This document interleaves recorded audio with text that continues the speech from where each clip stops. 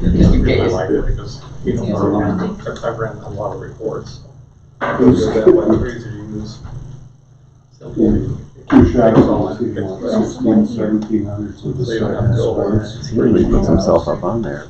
Plus the second one, very brief. You don't call me yet? Well, there's an iPhone, but I do not know who that is. Probably. Just let me call him. Oh, then you forgot to hang up.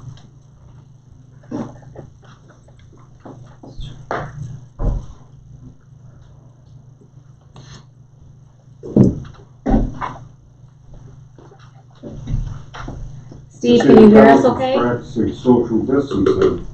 Trying. The gallery isn't. Brian, I can't move any further from you. They weren't expecting a large crowd. That's why. You can always use friends. That's right. I messaged him.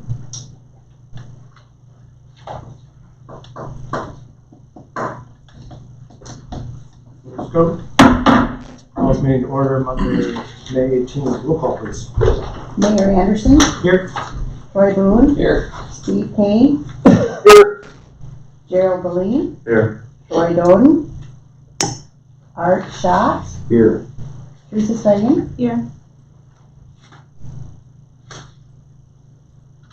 Agenda was sent out on Friday. There's a couple of additions under visitors to be heard. Chris Anderson regarding the tractor pull. And under item number 8, new business approving malt beverage licenses. Are there any other additions, changes?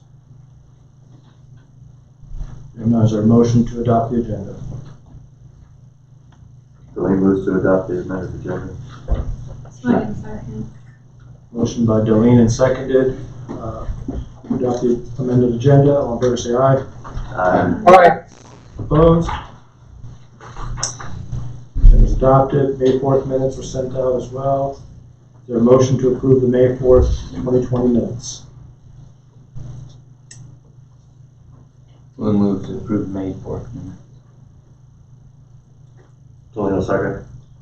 Motion by Boone and seconded to approve the May 4th, 2020 minutes. Any additional comments?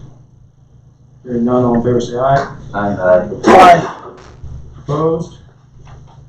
It's approved. Visitors to be heard, Mr. Scott Klungset. He's muted. Hold on, Scott.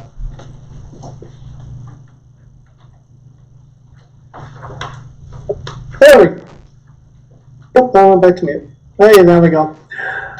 Okay, you guys, I believe, have in your packets the BBSA action plan for summer 2020. We did make a few changes to that last night during our coaches meeting. I don't know if you guys can see that now up on your guys' screen or not. Yep. Okay, yeah, I'll just scroll down. A couple changes we did make, I highlighted in red, so I'll just find them here. We did change a date in the 13s and 16s, the teeners, with inter-squad games potentially starting June 1st. And actual games being able to start after June 8th. And then the Legion, I know Nathan has a team that would like to, I guess Dakota Valley, I think, that would like to play on June 3rd. So that was in there as a potential. I crossed out the concession stands. We wouldn't have any concession stands. And then we added, if any player or coach tests positive for COVID-19, that team will have a mandatory shutdown period of 14 days. That 14 days will restart in case of a second case is detected. So if 12 days after the first one, somebody else tests positive, then that 14 days would start over. Carpooling to away games will be discouraged. All players will be required to sign the BBSA assumption of risk waiver. I'll show that to you guys here in just a second. And then also all of the teener players would have to, there's a state VFW, essential risk waiver specific to COVID, as well, that all players would have to sign. So there's just a view of the VFW, the state one, for all of our teener players. So basically 13 on up would have that assumption of risk waiver that they would all have to sign. And that one is our BBSA specific one. That's designed for all communicable diseases, including COVID-19.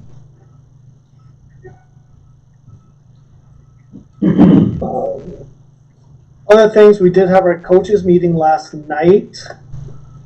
As far as some updates, as far as that, 12U softball, I don't think that is going to have enough that are willing to travel, so they would probably be inter-squad only.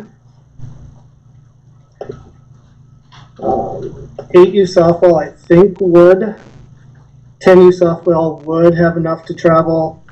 14U softball will probably have enough to travel with adding a couple Alcester kids. 8U baseball would just be inter-squad. And then 10U on up for baseball should be able to field travel teams.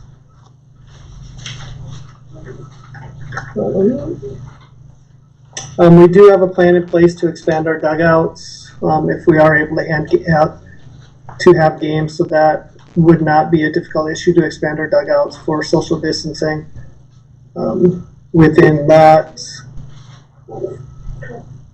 questions with the action plan, or questions, I guess, in general.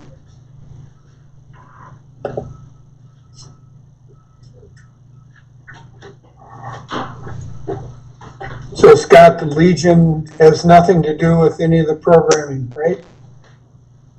No, the Legion, the state VFW is replacing the Legion this year.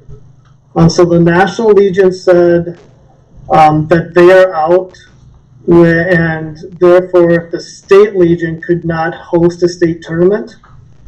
The VFW has added a 19U slot that would replace the Legion this year. So it would still exist. It actually would come under VFW instead of Legion. Okay. Their state tournaments, that age group would be August 7th through 9th, which is actually the start of football practice, so it's going to cause some conflicts if they stay with that date, but it would fall under the VFW.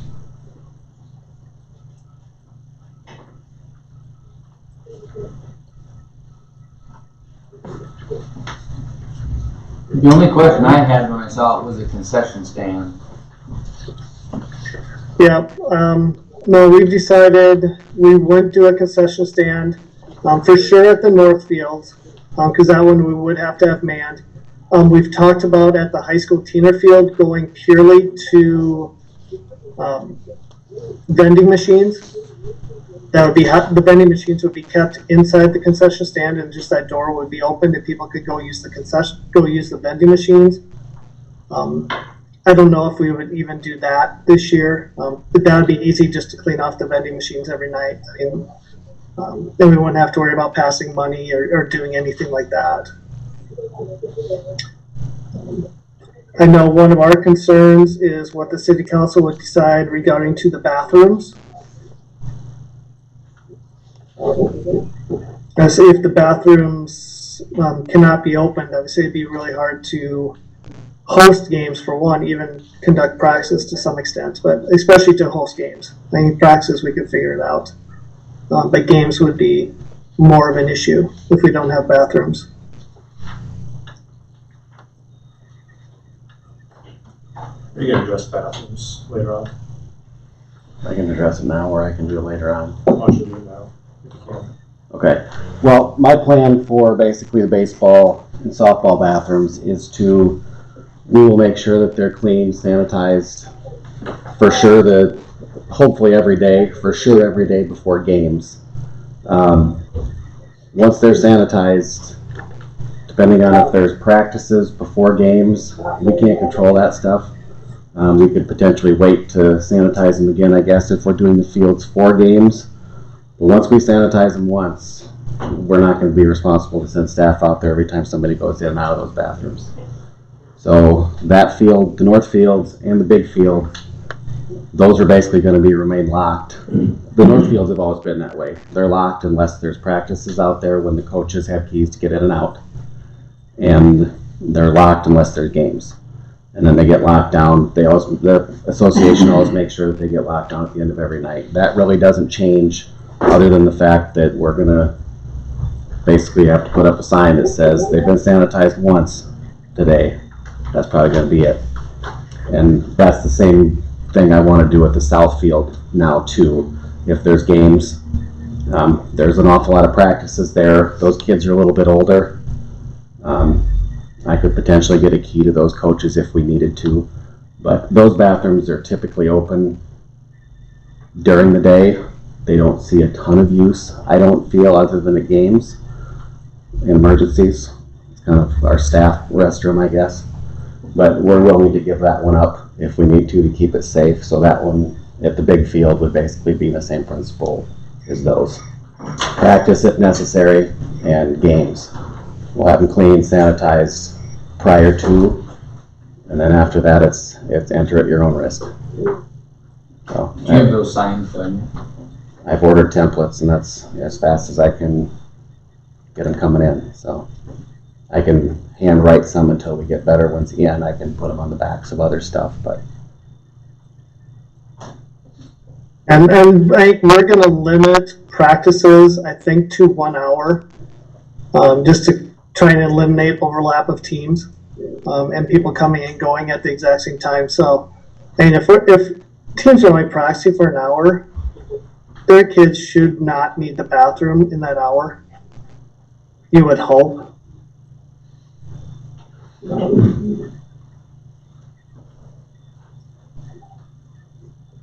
Scott, I got one question. This is Gerald.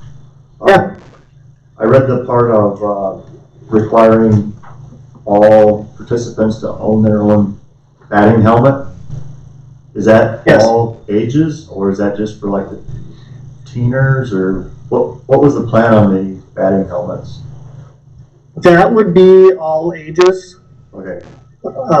We sent out a survey. I know you guys don't have it in your packets. We sent out a survey to every single one of our parents last week. One, to find out how many people are still willing to travel.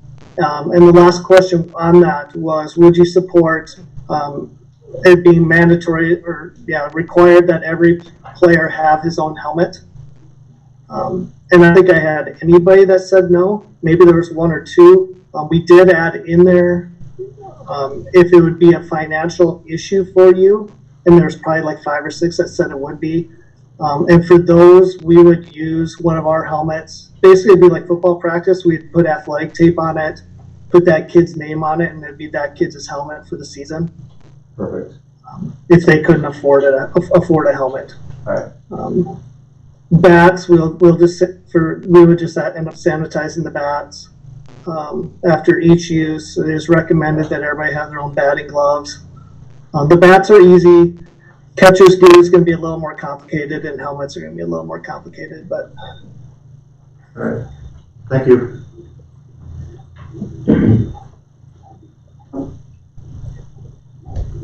Thanks for putting together a detailed one. yep. The only other thing I had, we mentioned last time at the last city council meeting about renaming the northeast field to Jack Lawrence Field as well. I think we might need to add that to the next agenda. It's under old business. Is it? Number I didn't 7. see it. Okay, sorry. So if we all agree that the plan is good, they can just implement, right?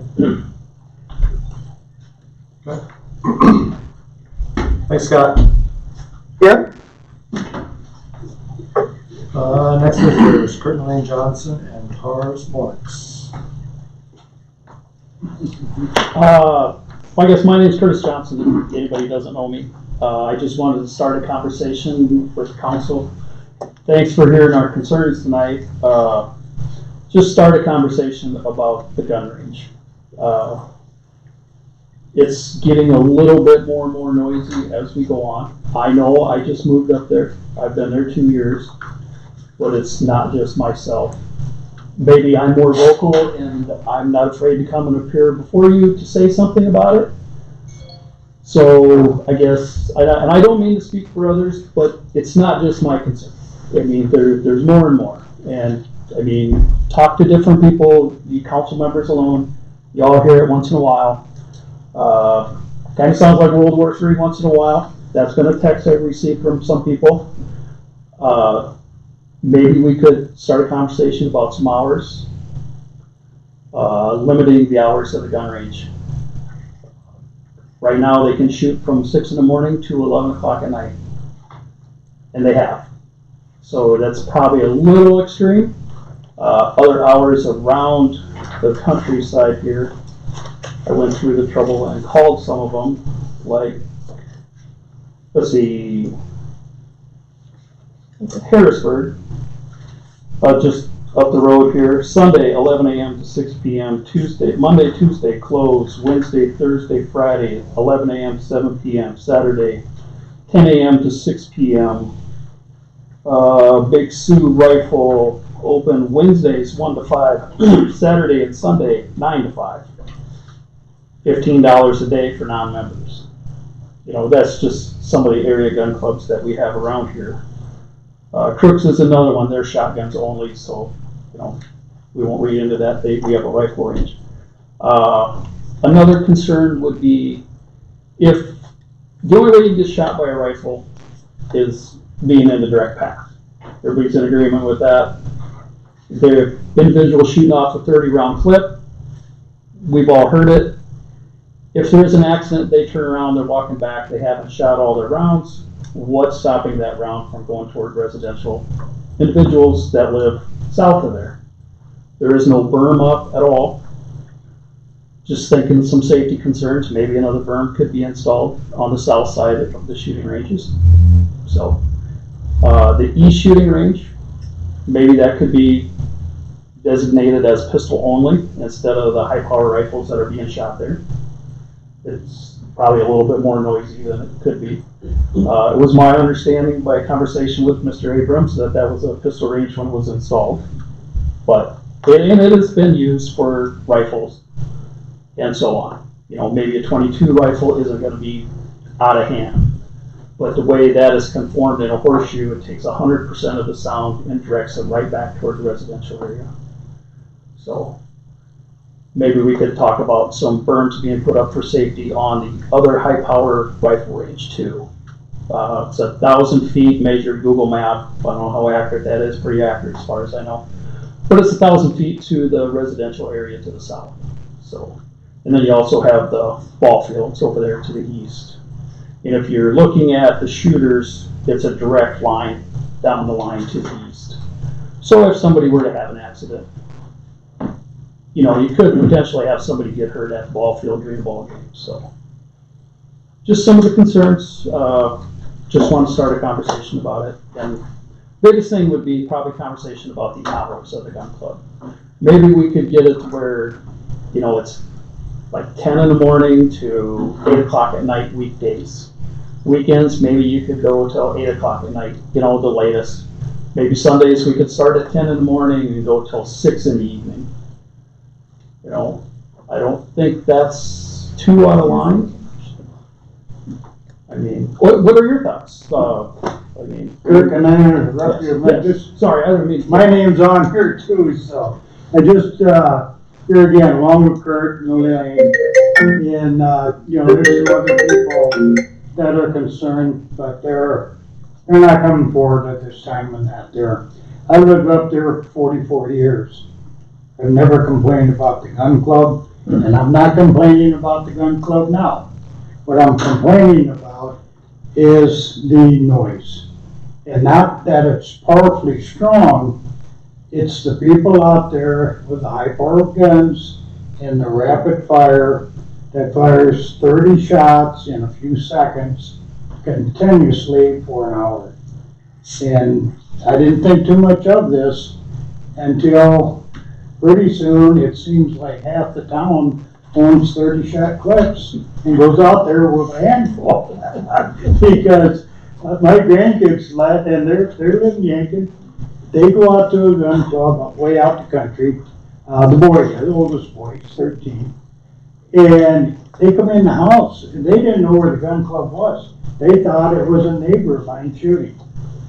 And it wasn't just a bang bang, it was, and then when one person stops, another one, or stops, another one starts, and that there. So, my concern along with Elaine and them is that, is it necessary to go out there? Now, I've hunted deer practically all my life. I've never needed 30 shots to drop a deer. I've never needed 30 shots to drop a coyote. And I praise myself if I can get it down to 2 or 3 shots. And that's what I practice for. So my clip holds 5 shots or whatever. I'm happy with that. I don't need the big, expensive clips. I do not reload shells. So I go up and buy, a box of 20 shells for $50 and try to make them last as long as they can. But, along with a few other things, I sent Jerry an email, and I said, and I did like Kurt did. I went online, I looked at some other rifle ranges and stuff and that there, and then I drove out here, and, we're lacking a few things, and, this is suggestive only. If you got something that's professional, and it's being used in that there, it kind of helps you out. But when something's a little ragged, it tears yourself down. Signage out there isn't any, other than the main sign that has the rules, whatever you want to call it. There's no signs on the roads out there or anything like that there's a gun range, that you're approaching one or whatever. These are just things that kind of add that somebody really manages this and runs it and so forth. And here again, I'm not prejudiced against anything, but the hours of operation, dawn to dusk, seems a little extravagant. And here again, when you got till 10 o'clock or 11 o'clock, they go out there and they shoot, and they're shooting in the dark. There's 3 security lights out there. Well, thank God they're not shooting the security lights out, but as they have years ago and so forth. But the main thing, is that at some point in time, if nothing's done, you're going to have somebody come in here and demand you move it, or you make drastic changes that are going to cost thousands of dollars. And maybe, like starting tonight, we can throw out some ideas, come up with some simple fix things that we all can help, it ain't going to be expensive. And then maybe eliminate that from happening and so forth. Realistically, I would think that a rifle range and that there should be out of town a few miles. Mainly, like Kurt says, you drop your gun, getting out of your car, and you happen to have a bullet in it, and it fires, where's it going to go? If it goes into the berm, great. But if it heads south, I'm not really worried about my house. I got houses between me and trees and that there. That's my buffer zone right now. But here again, I think something does need to be done with clip loads, that you can only fire so many shots in succession. Even if it takes you 10 seconds to throw another clip in, you're not going to have that 30 shot in a few second type things. And if it's some night, and it can be any day anymore, because the use up there is not only Beresford, it's from all over the area. And yesterday, on Sunday, and I didn't do this on purpose, but they started shooting at 9:30, and they were still shooting at 9:30 last night. Now, there were some breaks in there. There wasn't one person shooting, but that's the use it gets out there. There's a lot of people going there. for whatever reason they're going out there, it's probably economical, it's cheap, and maybe the rules are a little, you know, they're not crowded. So they can go out there with 4 or 5 rifles and, you know, shoot till dark. And that there. I think liability wise, I don't know where the ownership sits with that area, other than I presume the city owns the land. So if there was something that would happen, somebody would get shot, hopefully not killed, or an accident out there or whatever, who is the person they're gonna come back to? You know, besides the person that owns the gun, but it's probably gonna be the city. Because you guys are rich. Well, what would happen if somebody dropped it and it went towards a residential area? It's just a question. What would happen? What type of insurance, like we have individuals here from the gun club, what type of insurance? Mayor, Is there? may I speak? Oh, he's asking a question. So what type of insurance? Do you know if you have any insurance or anything? I mean, the city's insurance would be if the city was deemed to be negligent in any fashion. True. I mean, as long as they've got rules and, I mean, I don't think they're gonna find the city responsible because someone is out there dropped their gun. Maybe it'd be a stretch, I think, to get the city involved. Okay, just a question. Mayor, I think I can answer a lot of these questions. Okay. Go ahead, Uh, First of all, I want to get into a little bit of the history of the gun club. The track range was built at least in the early 40s and has been there forever. I started trap shooting in about 1975 out here, and that berm, the rifle range, was already there in 1975. And the pistol range was built on my suggestion to Mayor Pedersen, Dan, Andre, and everything. There was another councilman present, I can't remember, that they build a separate pistol range, and which they did. And I was talking to Dan Andre about the construction and everything, and I said, you have to have blue sky over the ball field, over everything. There's no way a gun can be fired on that range and hit the ball field. Pistol range. The pistol range. Okay. That was taken into consideration at the time.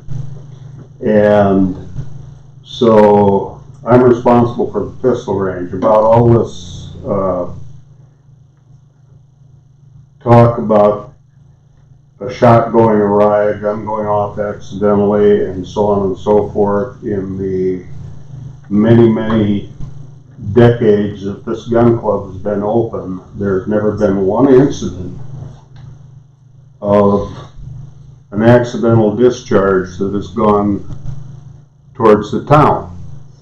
The people that are out there are all they're shooters. They know safety. You might have a 1/10 of 1% that buy a rifle, go out there and start shooting and act crazy. But as far as the noise is concerned, Tars was concerned about guys going out with,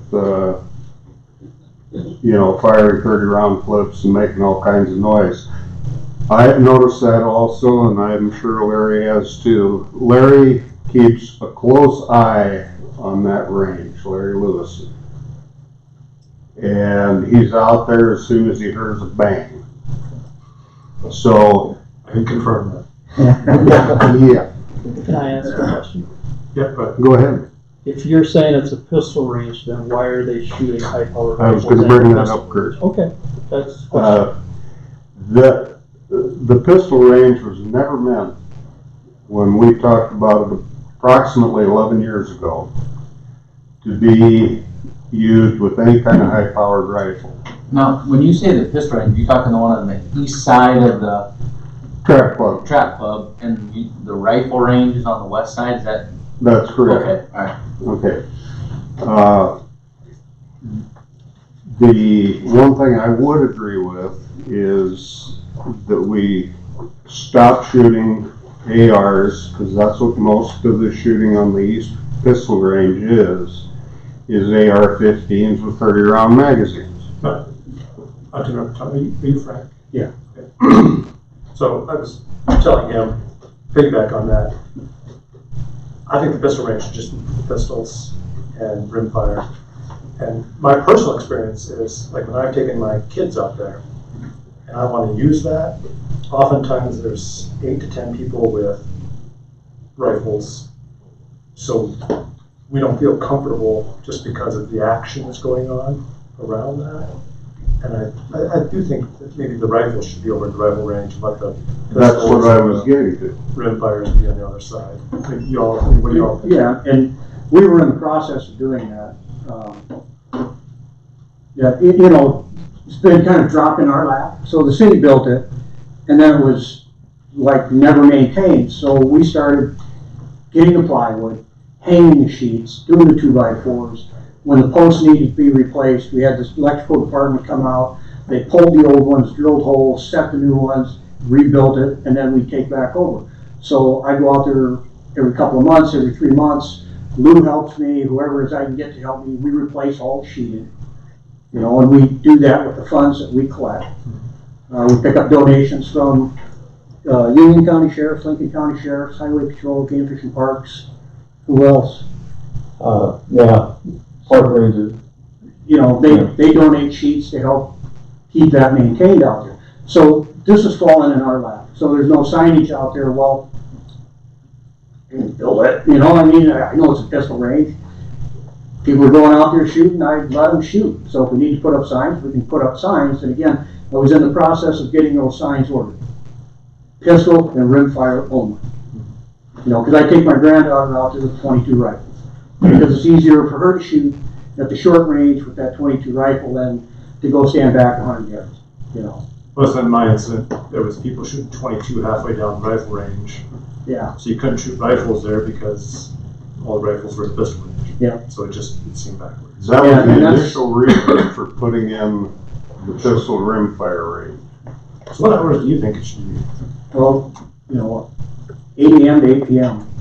And then in the wintertime, because the hours are so shortened, you know, just basically be at dusk to dawn because you can't be out there. You might be out there at 8 o'clock in the morning, but you're home by 5. I think we need to eliminate the AR-15s, which is the only high-power rifle I know of that's been shooting from on the pistol range. Yeah, we can. And you guys can do that administratively, though. Just put signs on. Yeah. Rimfire and pistols. That's not gonna take anything.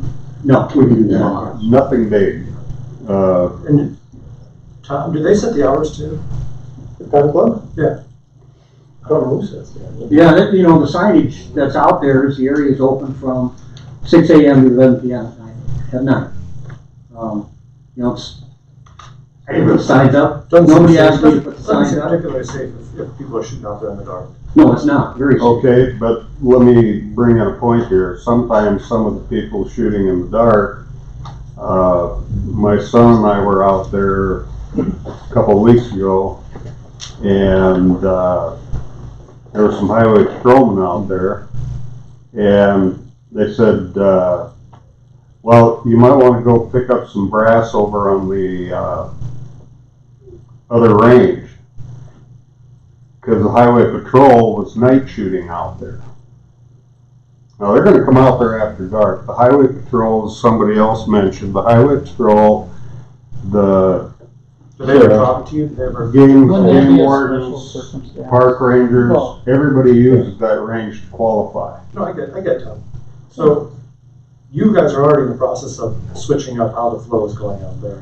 Developing signage, reducing the hours right now, right? Yep. Daylight hours. The signs aren't made yet, but I called them today and said, well, you know, put them on hold. I mean, the guy that makes the signs, he's working with only a couple people, so because of this virus and all that stuff, so they can't get things done as fast as they want, but, The only thing I'd like to add before I sit down is that this is the first complaint about noise that I have ever heard of at the gun club. It's been busy. Yeah, it has been, it's gotten a lot busier. I'd like to Thank add, you. that's why I just wanted to start a conversation about it. Not here complaining, raising holy havoc about it.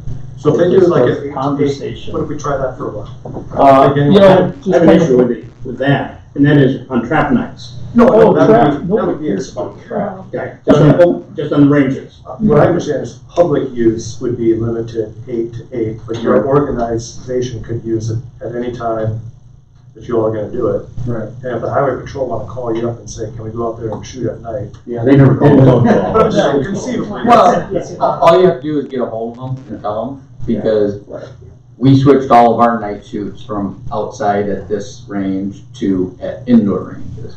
I work for the DCI. Oh, okay. So all of our night shoots now are done indoors with the lights on. And because of that particular reason, we ran into, I wrote down a list of the ranges that I've shot at in my career. And I know we've done night shoots at Pier, Aberdeen, Mitchell, Vermilion's out by south of the airport, so that one doesn't really, it's completely out of the way. But Aberdeen is close to town. Pier's got houses all around it. At the Ikes, What's that? out at the Ikes, or, North of town. oh, north of town. Yeah. Oh, yeah. And Mitchell is way out of town too. We quit doing the night shoots in Pier for that exact reason. Is because obviously we're not gonna go out in the winter at night and shoot. So you're out there in the summer and it's 9:30, 10 o'clock, 11 o'clock in Pier before it gets really dark. And we just started shooting inside. And I think if you have a conversation with them and say, hey, this is, we're changing the hours, can you let us know if you're gonna do it? And I doubt anybody is gonna have a complaint if they shoot at night, if they know it's law enforcement out there a couple times a year. I'm just assuming. So, I have talked to them several times, because I actually brought it up to Kurt one time. And I talked to him.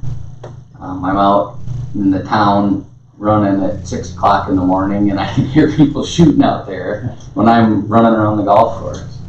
And it seemed like it's gotten a little crazy lately with people shooting as soon as the sun is coming up, barely up, and shooting until after it goes down sometimes. And I specifically called Kurt up and asked him if he had heard it, and he started laughing. I said, oh, okay. I wasn't the only one. I mean, so if we could work some hours out and try them, I think that would be good for everybody, because I think anyone in town would probably agree that the hours have gotten stretched out at times. Not all the time, but at times. And, I know it's gotten worse since the virus and everybody shut down. Nobody's got anything to do, I mean, you can't. So. Apparently you have money for ammo. They gotta be running down. Stimulus check. I think your first thing, if you're gonna regulate the hours of the gun club, you need to take that sign down that's going directly in there, because you can't let the kids play ball at 10 and say you can't go shoot guns at 10 o'clock. Couldn't you just put another sign up where you're? Yeah, I think that sign just needs to go, because it's gonna be misleading if you have a sign that says open till 11, and then you curve, and then it says closed at 8. So we gotta be able to regulate it somehow, and putting the gate up there is not gonna work. I mean, it's. So you guys are gonna develop the signage? Yeah. Is a fair starting point, do you think? Well, I mean, can we talk about the hours, Sunday, could we go from and have a little rest from 6 o'clock on, and so the rest of us could sit outside a little bit, instead of hearing it till 8 o'clock? Now, just asking, Just stop at 6? to stop at 6 o'clock on a Sunday night, start at 10 in the morning, stop at 6 o'clock, one day a week, I don't think is too out of hand. Would that be just ridiculous, or? I'm not here during the week. You know, a lot of people work Monday through Friday, Monday through Saturday. So their weekends are the biggest days when they can get out and shoot. So if you're cutting down the days when they can come out and shoot, I mean, You also have There's all people day that, Saturday. there's all day Saturday. Yeah, but some people, like you said, work 6-7 days a week. Some people work 12, 16 hours a Then day. they don't have time to shoot They're at. paying $35. It's just like saying, here's the pool, it's $150 to get in, and now we're gonna limit your hours. There's- Half the people are gonna say, I'm not gonna join. There's also the fact that people work Monday through Friday and wanna enjoy their Saturdays and Sundays off and not hear the I gun know, but I range. think the gun range, the way I look at it's grandfathered in way before a lot of these people Yeah. coming out of town. no, it's fine. And I gotta, what Tom said a little bit ago, he's never heard a complaint until recently. No, I mean, it's been. I've lived more up lately. there I can hear it long. over here. Probably when Tom started shooting is when I moved up there.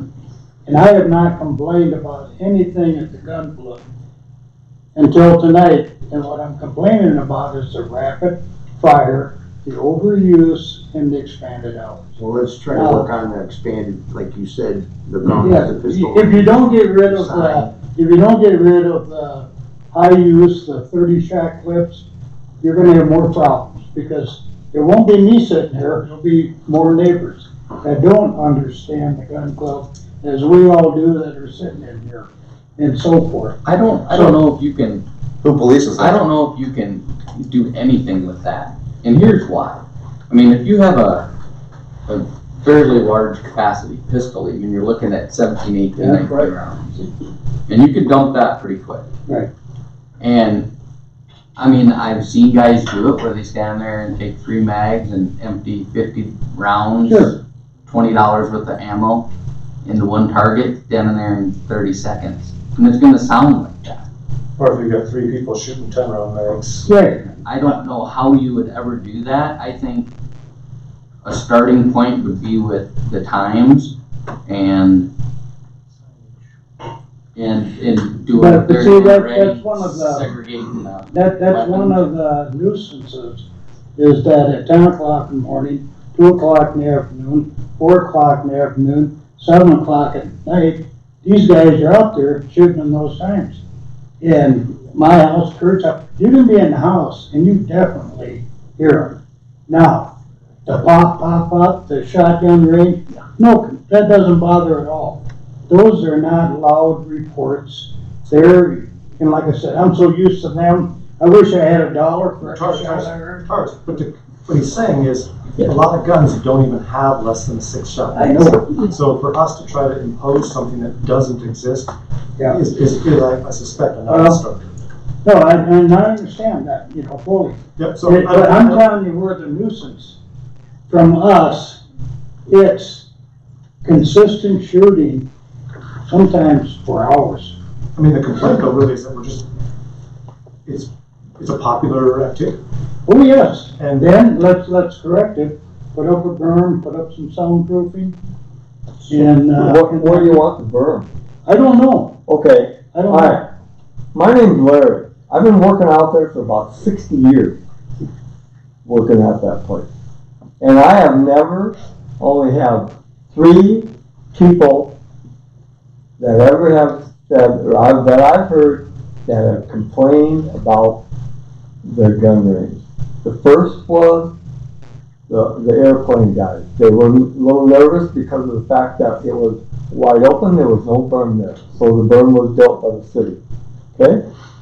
The next one was the ball field. They were nervous about that. So they built a berm. That was fine. The next one was, at one time there was a funeral. And they didn't want the guns to be shot, so somebody came out and asked them to quit. Now, as far as what Kurt and I are neighbors, I'm not butting heads with anybody, but as far as having something happen out there, like Tom said, I've never seen it. I've never seen anybody get where the gun went towards town. have you? Has there ever been a light shot out? Oh, yeah. So they had vandals. shot lights out? That's vandals. Okay.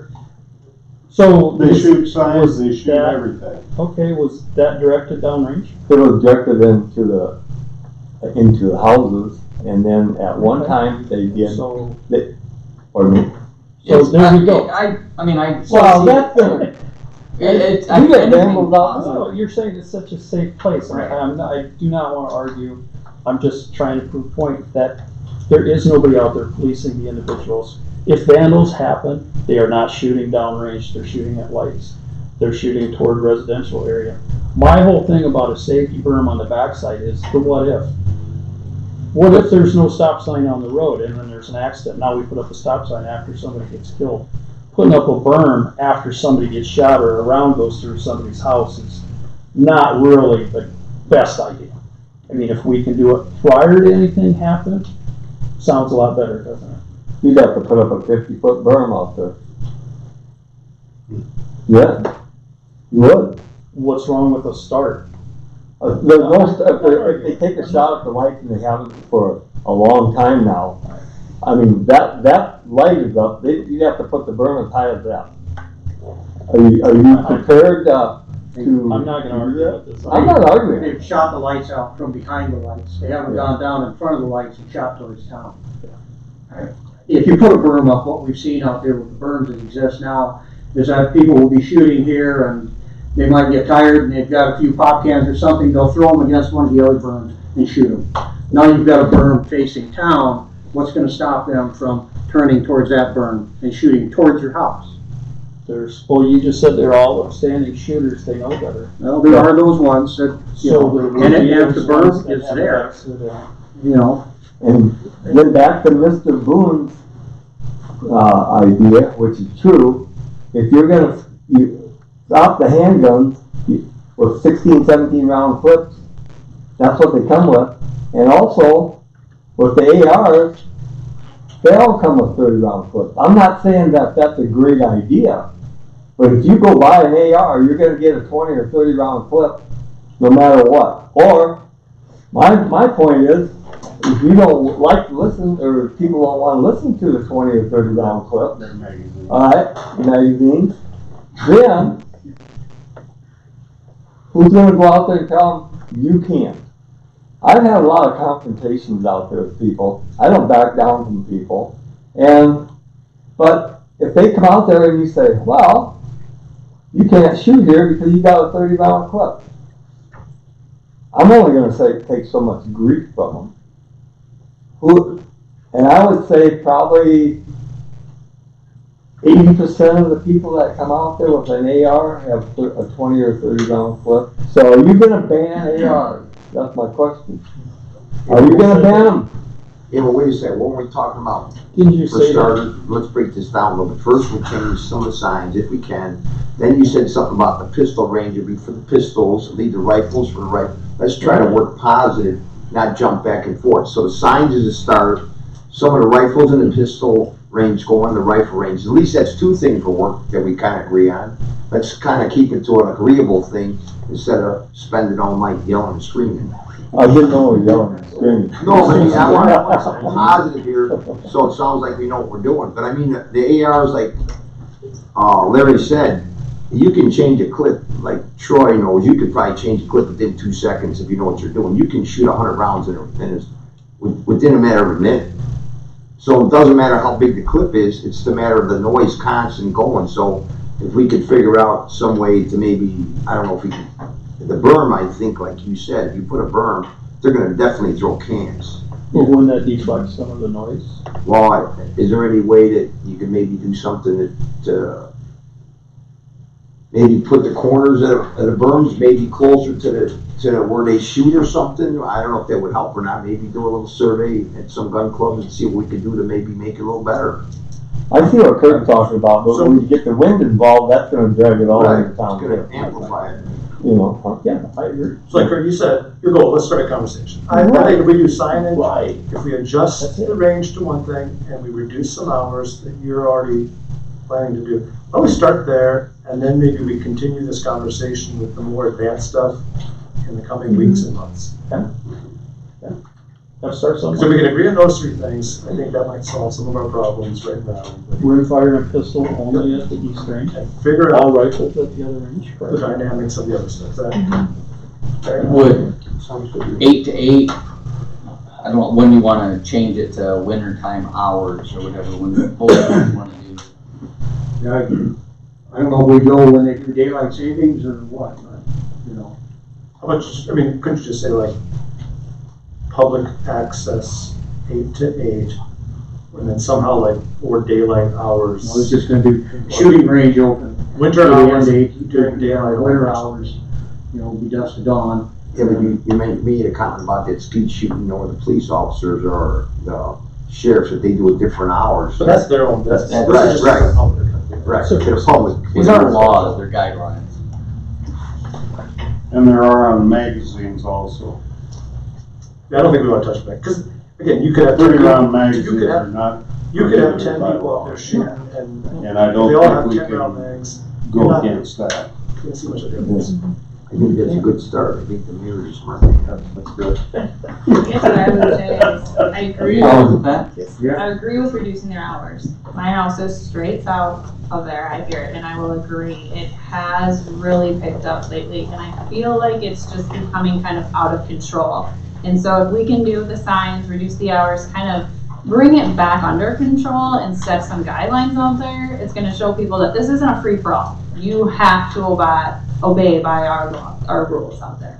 So this is definitely a start to kind of letting people know. Could we have a Sunday from 10 to 6, maybe? Would that be asking too much for a respite? Again, that's for people that work 7 days a week. Sunday's the only day they've got to shoot. Well, for people that work 5 days a week, they only get 2 days off. I think there's more of them that live here in town than there is that come from out of town to shoot. This is still our community that out of towners are coming to shoot in. It is still the community that has to listen to the shooting. I do agree with that, Kurt. We had church at 9:30 Sunday, and it was outside, the gun range was going. So I do agree with that. I think it would be nice to have a 10 to 6 on Sunday. I think we can try to work that through as well. I don't think that's out of the question. Who's gonna enforce it? If You you would hope that they would No. respect the law. Or the Yeah, but signage. no. Guidelines. Who's gonna enforce it? well, don't we enforce the park? Call the police department and ask them to go out there and check it out. It's, didn't we ask, or didn't we check on this a while ago whether it's set by resolution or not, or didn't, this came up somewhere, didn't it? I don't remember that. I think, is that the park hours that I you're? mean, the park hours are set by, whatever's posted, the police could just kick somebody out, right? Mm-hmm. And if you don't listen, then they're not following instructions, right? So if the gun club sets it at 8 o'clock and someone shows up at 2 in the morning, the same thing would happen, the police would kick them out, right? Correct.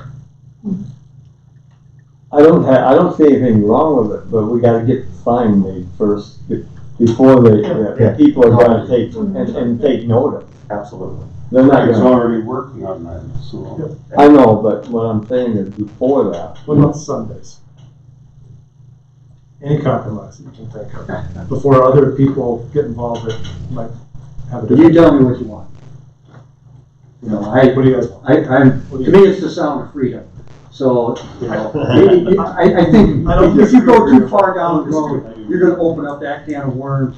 Magazines, all those things that are legal, that are being fought in courts throughout this country. You know, that can come back this way too.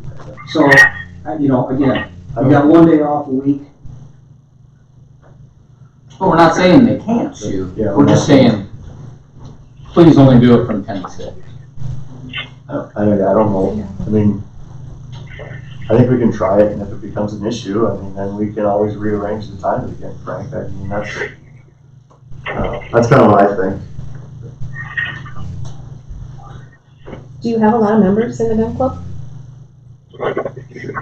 Well, for the trap season, we don't have that many, but we have several several dozen people who signed up to pay a year membership.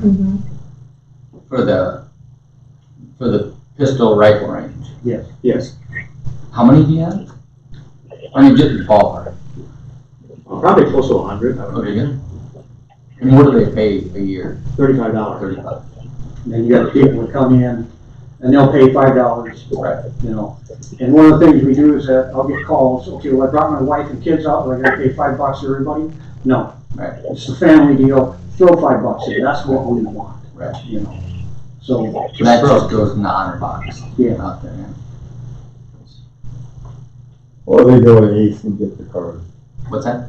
They can go to Ace and get a Right. card too. And that's So just at Ace, they're buying ammo, they're buying targets. Sure. They're going Burger King, you know, Yeah. going to Casey's. I mean, it isn't, they're not just coming here. I mean, they're also spending money in town, so. Well, and I guess, support it. I mean, not that you are bringing up a question, but is it getting to the point where there's too many people coming from other areas at this small of a gun club? You guys, what do you guys think? Yeah, they come in from different areas. We get a lot of people out of Sioux Falls. Are there getting to be too many? No, No. because if there's too many there shooting, they'll wait their turn or they'll leave. They don't butt in there and squeeze people out. I had that happen a couple times and we corrected that problem with those people.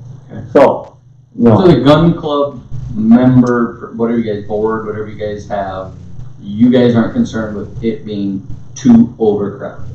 No. No. Well, you gotta remember, the mayor's made a comment, let's work on these 2 or 3 things, we can have another meeting, you can change anything you want, anytime you want. At least start somewhere. We'll try to put the signs, now if they don't work out, it's no big deal, in our 2 weeks, have another meeting. Have more input. I think we should start 8 and work on some signage and see how it goes. And You just had plenty of meetings, we got the time for you. usage might also drop as other things open up. Right. So we could just be in a rough, high usage period here. We just try these 3 things and see, so 8 to 8, new signs and adjust the location of firearms shooting in certain areas. So did we decide Sunday? I think they want to do 8 to 8, just to start. Okay. And we can discuss and see how it happens. What do we, berms, we're just tabling that, we're not even. Oh, I think we we'll need to check look more into into it, that. we'll check into it if the berms are wide open. I'm not saying we're gonna do it, but we can check to see if it's closer to the tables. Maybe they're 20 feet this way, 20 feet that way, that would definitely make a difference on the sound bouncing back. But we'll have to check it out and get some, input. Well, I'm not so much worried about the sound as a round. Well, the round can fly back on an angle too, where it hit the berm coming on the side. I'm Well, saying, I don't instead think of like a U. we don't own the property across the street, do we? That's privately owned. No, it's farmers, I believe. And the electric department's gonna be putting a line through there too, remember? This summer probably. We'll check into it, get information, and then next meetings, we'll try to keep everybody in the loop. That's the best we can do. If you got some other input, we're more than willing to listen.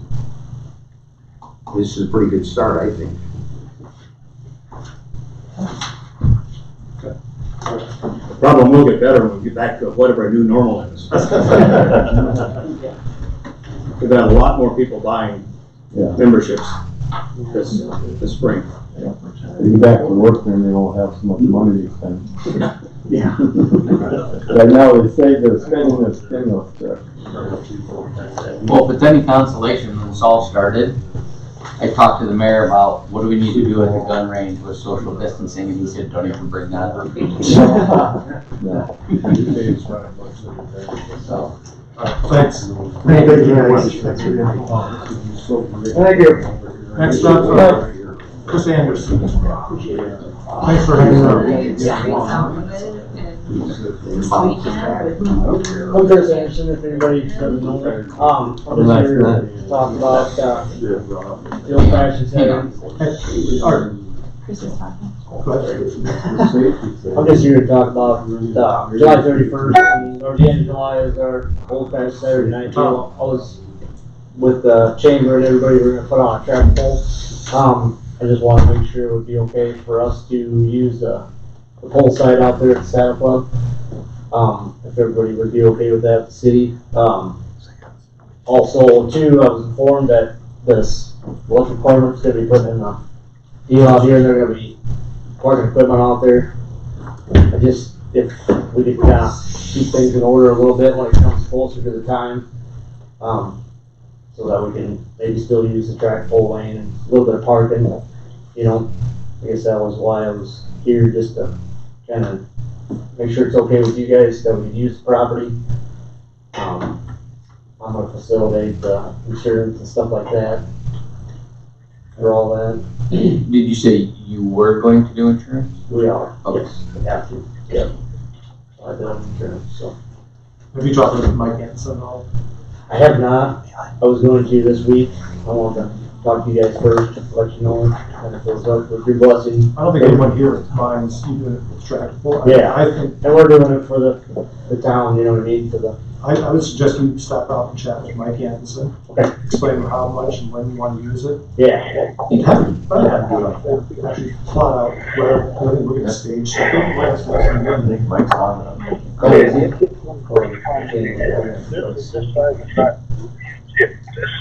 Mike, can you hear us? We're going to get Chris Anderson comes out and talks to you about traffic. Yeah, that's no problem. Anytime. Yeah. The tank was in the ditch. The other thing ended up with.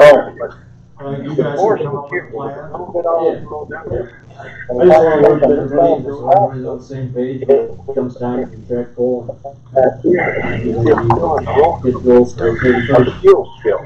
He must have been in the left lane for a while. I can't hear anything. There's somebody else talking. Chris is going to come out and talk to you about the tractor pull, and if you guys come to an agreement, I think we all agree that it's a green light to go. Is that okay? Yeah. Okay. Just a couple of questions, Tom. We're insured for the Saddle Club, right? The city has insurance in case something happens over there. They provide insurance for their events. Yep. Okay. And the city isn't insured. All right, thank you. We gotta provide. Yeah. For The our association has yeah, policy and yeah. they name the city We got that insured all. for those events that are out there. All right. Yeah, I got all that in the works. Thank you for your time. Thanks, Chris. Thanks for waiting. No committee or mayor reports. Department head, Ben Ryder. Wait a minute, one second. I just got one comment on the committee. Oh, yeah. Didn't mean to interrupt. Okay, Joanne, Olson across the street, you know, said that rummage sale or garage thing, she's going ahead with it.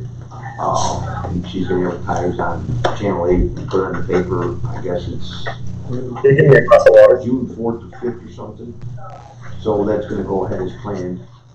That's the Chamber of Commerce, right? Right, she specified to try to keep distance and wipes and all that other stuff. And as far as the Summerfest, she said that it's gonna go on as planned in July, the days that we pick, that they pick. July 31st and August 1st. Right. All right, thank you, sir. Ben, you're up. All right, good evening. Thanks for having me. So I think it's time to maintain our parking lot, and I don't know if you have the bids in front of you, but I do have 4 separate bids for crack seal, seal coating, and then striping the lines. And you know, the last one that came in was Sodak striping, and that one was $1,646.70 cheaper than the next lowest bid. You know, they're definitely a lot smaller operation. I wasn't able to find any Google reviews on them. I did check out their website and look at some of their work. It does look to be quality. You know, the next lowest bid was Seal Pros, which I've gone out to some sites here in Sioux Falls and seen their work, and it's definitely nice, and I think, you know, it would stand the test of time. But yeah, $1,646 is definitely a substantial difference there. So, you know, I guess looking for some approval here before it gets out of control, because that little S curve when you enter into the facility there has potholes, and I did have one guy from parking lot improvement just do a quick estimate on that, which I believe is 7th Street. That came in over like $30,000. So for me, looking at just the parking lot, it is time to maintain that. Otherwise, we're going to have some issues down the road. The guys did say that last time it was done, I don't have that exact information. I was talking with Tony. He was saying he gets it done just about every other year. And last time they did the routering, and so those cracks are definitely getting bigger. And so and the surface is definitely in need of a seal coat. So my recommendation is we try out the Sodak striping for the $5,532.34. They're going to do a crack seal, they're going to do a double coat on the sealer, and then the striping of the lines came in just at that cost. He only charged for the paint, no labor. So pretty flexible with hours. These other companies are at least 4 to 5 weeks out, and Sodak striping, was able to probably work with us as quick as this coming Sunday. So The only thing the reason we're talking about this, Art, is that we don't have this in the budget. Oh, good. And we've already pretty much maxed out our improved repairs to buildings and grounds, in the event center, and also in the clubhouse. And with our lack of revenue that we have coming in, we want to make sure you guys are aware that this could be an addition. We were given instructions unless it was essential. So if you guys think this is essential, then we go ahead and approve it. But we probably will not have extra revenue this year. And we're concerned a little bit about that. But we're also concerned about the upkeep and making sure that we don't have further deterioration of the parking lot. So that's the reason How it's about here. I make a suggestion, I table it till the next meeting, we get some input on the money and go. Look, if you're going to spend it, Art, it's going to have. You guys are just going to have to say, let's go ahead and do it. I mean, our revenues are going to be down. We know that. We haven't been running the liquor side or the restaurant side for quite some time. We know that's not going to be where we need it to be. Well, I've seen the parking lot quite a few years now in the front. Like Ben said, it's horrible. I mean, we're doing the best we can what we got. I probably recommend spending $5,000. That's my recommendation, but I'm only one vote. I'll make a motion for the golf course paving, sealing. Do we need a motion on this? Oh, it's not in the budget, right? Yeah, I think yeah. Yeah. We did not budget. Which one is it though? It's the one that was handed out tonight, I think. So striking, the lowest one. This afternoon, so. Okay. Our Chat City Council Member Ward 1 makes a motion to approve the bid of $5,532.34 to Ben for the golf course in Beresford, South Dakota.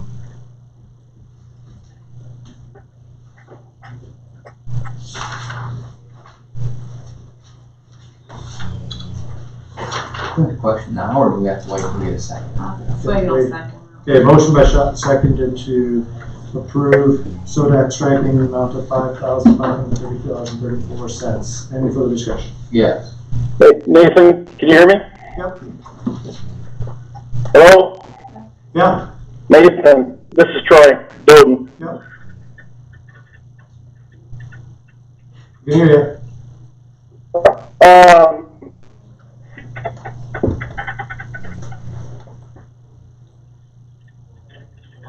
So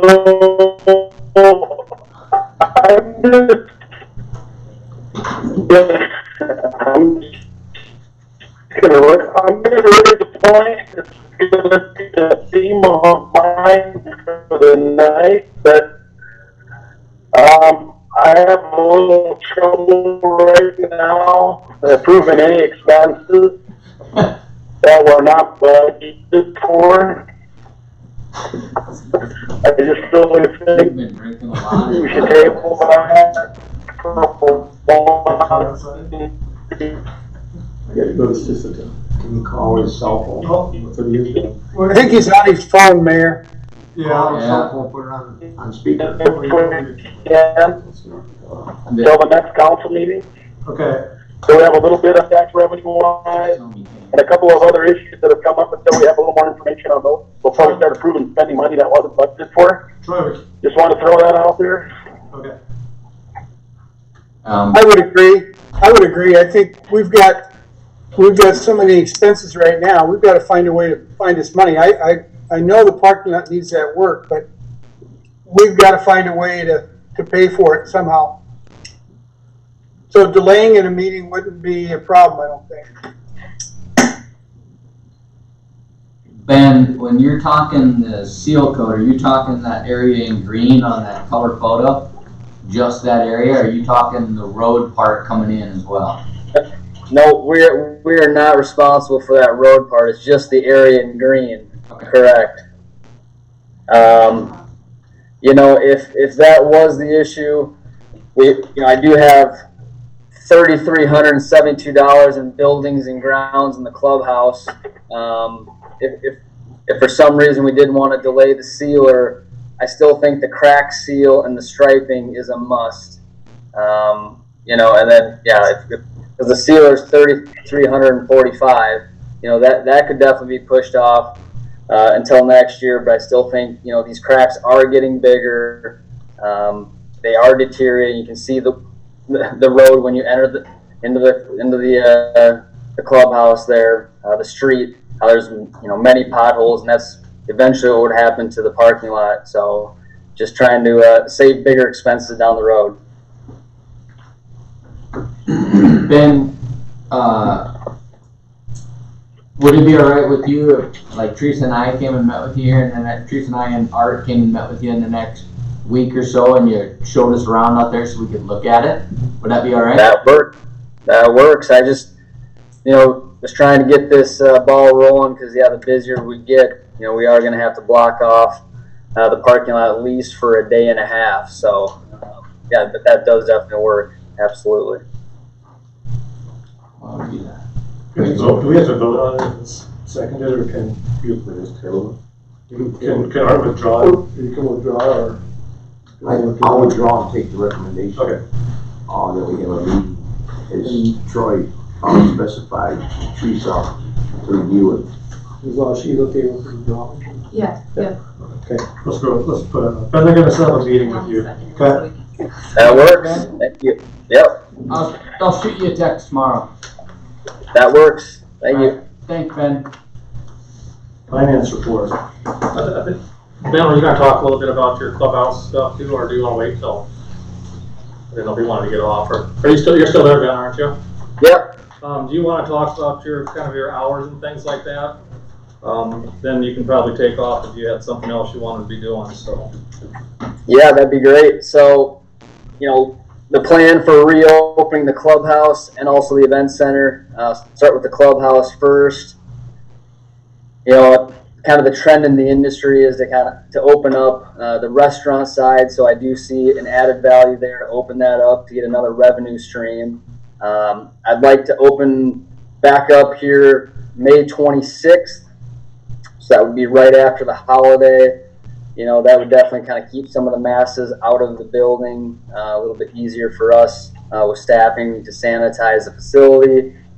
But as soon as we do open up the 26th, you know, we're going to follow the CDC recommended guidelines, have the tables 8 feet apart, you know, and then also food costs are going up. So it's going to give me some ample time to be able to reprice our food items, and then also, you know, train the staff. I did want to adjust the hours of the grill to save on expenses.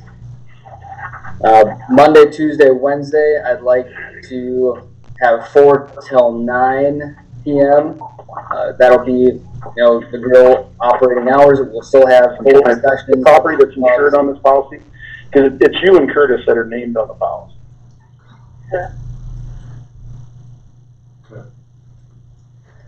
So back to the Monday, Tuesday, Wednesday. Instead of us opening at 11 a.m., I think we should open at 4 p.m. to 9 p.m. We'll still have hot dogs, sandwiches available for our patrons, and then Thursday, Friday, Saturday, and Sunday it can be from 11 a.m. to 9 p.m. And then also on Friday, I'm going to be modifying the happy hour. Instead of basically 4 till 9, it's going to be 4 till 7 with 50% off or 50 cents off of alcoholic beverages. And then I'd like to introduce a weekly special on Fridays. So something kind of similar we were doing on Thursday. I'd like to bring that in on Friday. Just for example, like a fish and chip special or burger special. Something to be a little bit more interactive with our guests. And then, for the first couple weeks, I think we're just going to offer counter service where our patrons will order at the bar and then also pick up their food at the bar, and then eventually transition to table service. When that happens, our employees will mask up and, wear gloves. But, we're going to also have single-use menus, so that'll allow me time to check the food costs and change the menu and the pricing as needed. Let's see. And then I'd like to just offer the fried foods for now. A little bit less waste because I really just don't know the volume that's going to happen right now. Until we can see what the volume is with people coming out to visit us and also some reports, then we can eventually kind of trend into open up, the full menu and have the flat top grill going. Inside the clubhouse, with like 20 to 25 people max in there at one time, really going to encourage, outdoor seating. We have all the tables and chairs out on the patio, so hopefully this weather turns around for us and people will, want to sit outdoors and enjoy the fresh air. So that's kind of the plan for reopening the clubhouse. Any questions before I go on to the event center? Okay. The event center, I think, I've got a couple weddings here in June, and so I'd like to open that up June 1st with a 50% occupancy policy. All the guests are very understanding. They actually will be supplying their own hand sanitizers at all the entrances, all the tables. So they are taking this very serious, like we are as well. Tables 8 feet apart. I'm going to recommend all of our guests use linens as well. Just another part of sanitation, but I think I have guests. I got an email today, looking for June 6th. I've got one the 26th. So I have at least 6-7 people that want to use our facility here in June, and so kind of looking for I guess some permission to open that back up and kind of operate safely within those CDC guidelines there.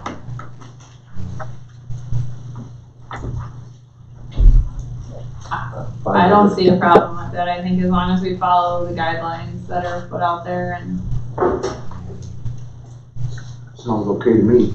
I think and Ben, you and I have talked about this. I think the 50% guideline for occupancy needs to be like strongly adhered to, because we can't just open that thing up and let it go hog wild on June 1st. We're going to have all sorts of problems, in my opinion.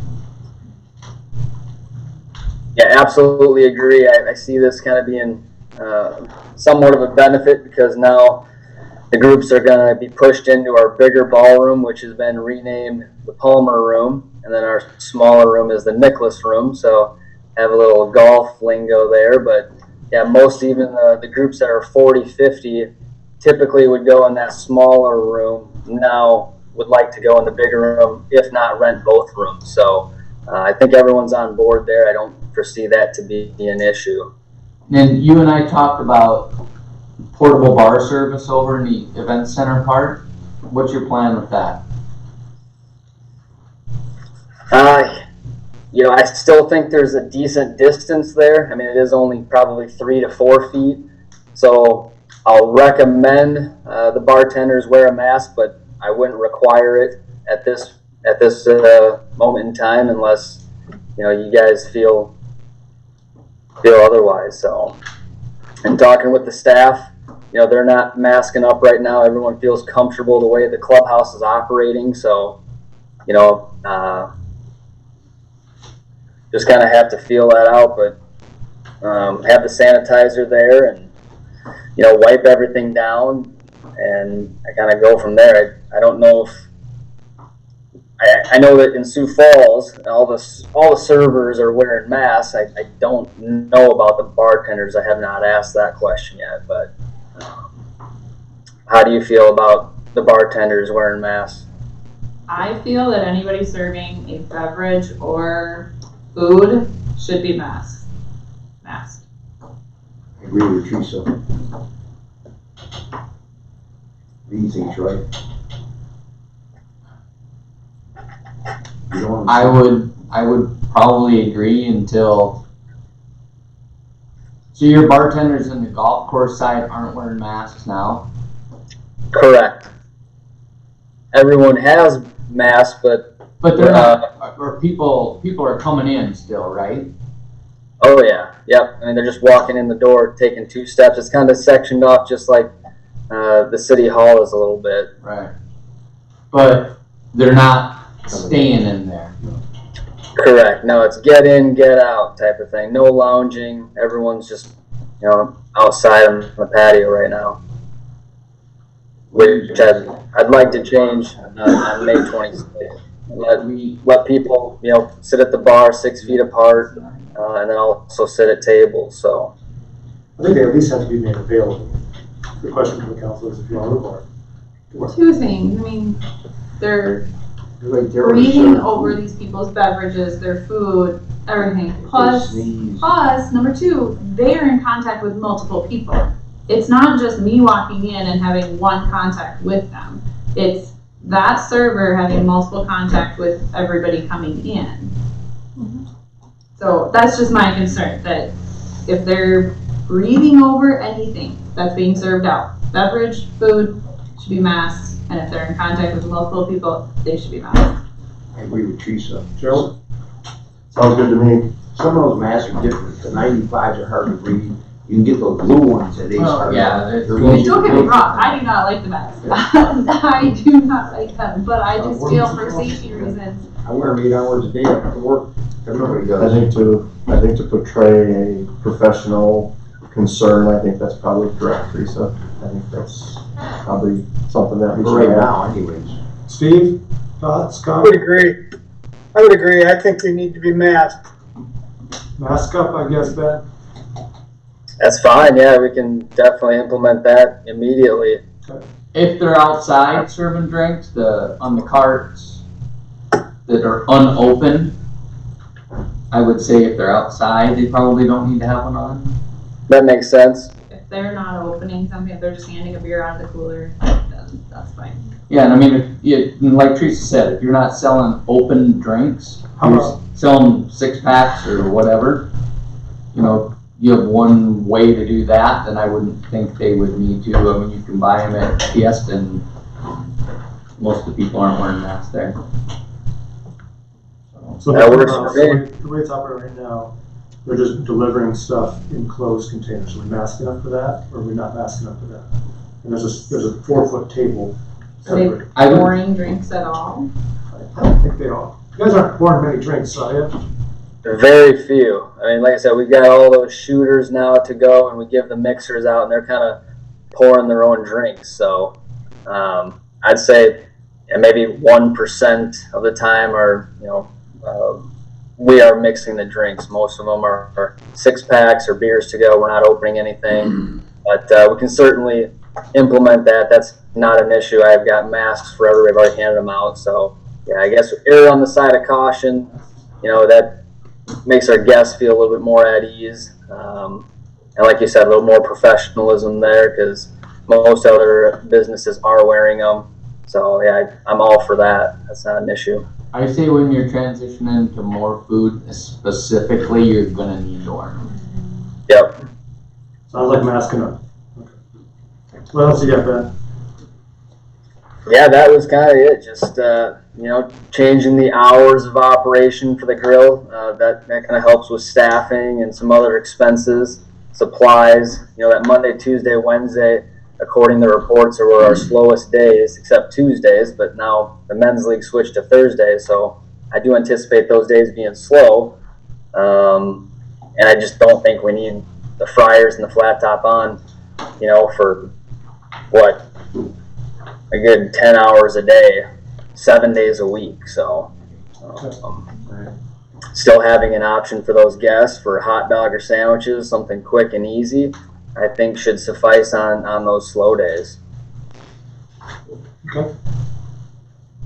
Any questions? Everyone agree with that? Okay. Thanks, Ben. Thank you. Thank you. Appreciate it. Finance report.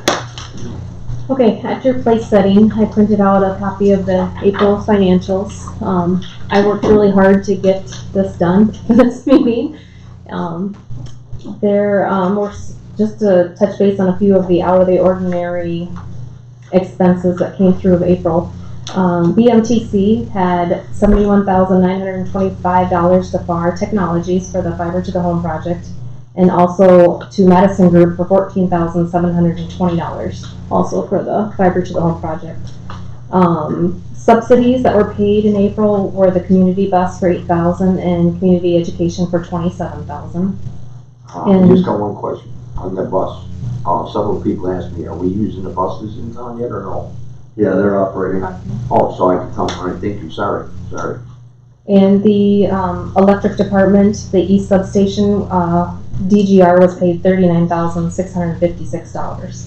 I will make a note that the department heads and all of the employees are doing a great job of keeping overtime under control. We just had one instance in April where Easter weekend we had a snowstorm and the street department was out pushing snow, but otherwise everyone has done a great job with overtime.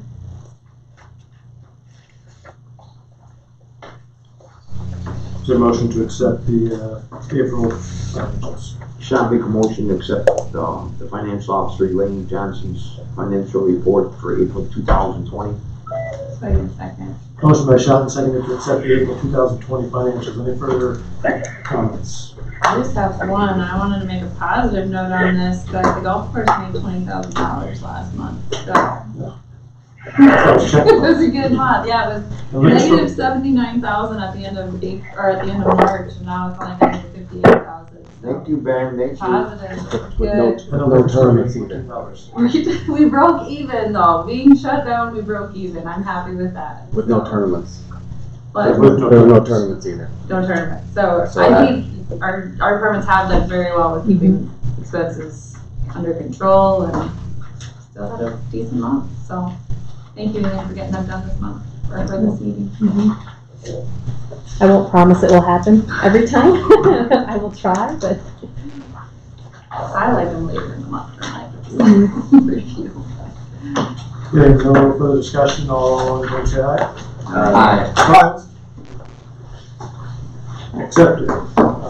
City Administrator. I think the first thing we want to cover is parks and pool. And now I asked Kelly to be here tonight. He's put some information together that was included in your packet. So I think I'll have Kelly walk through kind of what his thoughts are first with the parks and baseball fields, and then we'll have to talk a little bit about what we're thinking with the pool there. So Typos and all. You're welcome. We don't really have a poorhouse that can put people in contrary to what the thing says in there. Get in there a little closer so they can hear you on the speaker. Okay, so with the ball fields and the parks, basically, some of that stuff was already said. We'll continue to do the fields, I guess, now that we're going ahead with ball fields, correct now? Okay, so in addition to that, now can I bring up the Austin JV potentially? Yeah, that's fine. We waited to hire all of our kids until we figured out what was going to be going on with baseball and softball.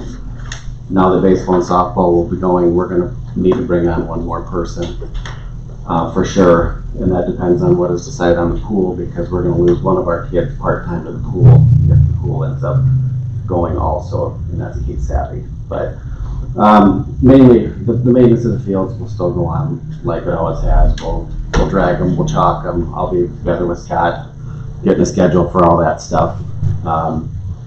now that we're okay with that, one thing that's really never been brought up is batting cages.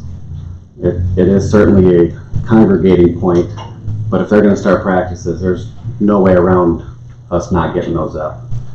I don't know if we have to put signs up or if we just have the coaches say, hey, make sure that you're doing what you need to do, but the coaches are gonna need those batting cages up for sure. I've waited as long as I possibly can. Those are gonna have to go up with your guys' blessing. We'll put those up this week if we can. All right, good enough, that's done. We're gonna start baseball. They're gonna have to go up. I know people use them all the time, so we've waited for this stuff until then, so now we'll get those up this week. So the restrooms we talked about out there and at the baseball field, practices and games only, that's always what they've been out there.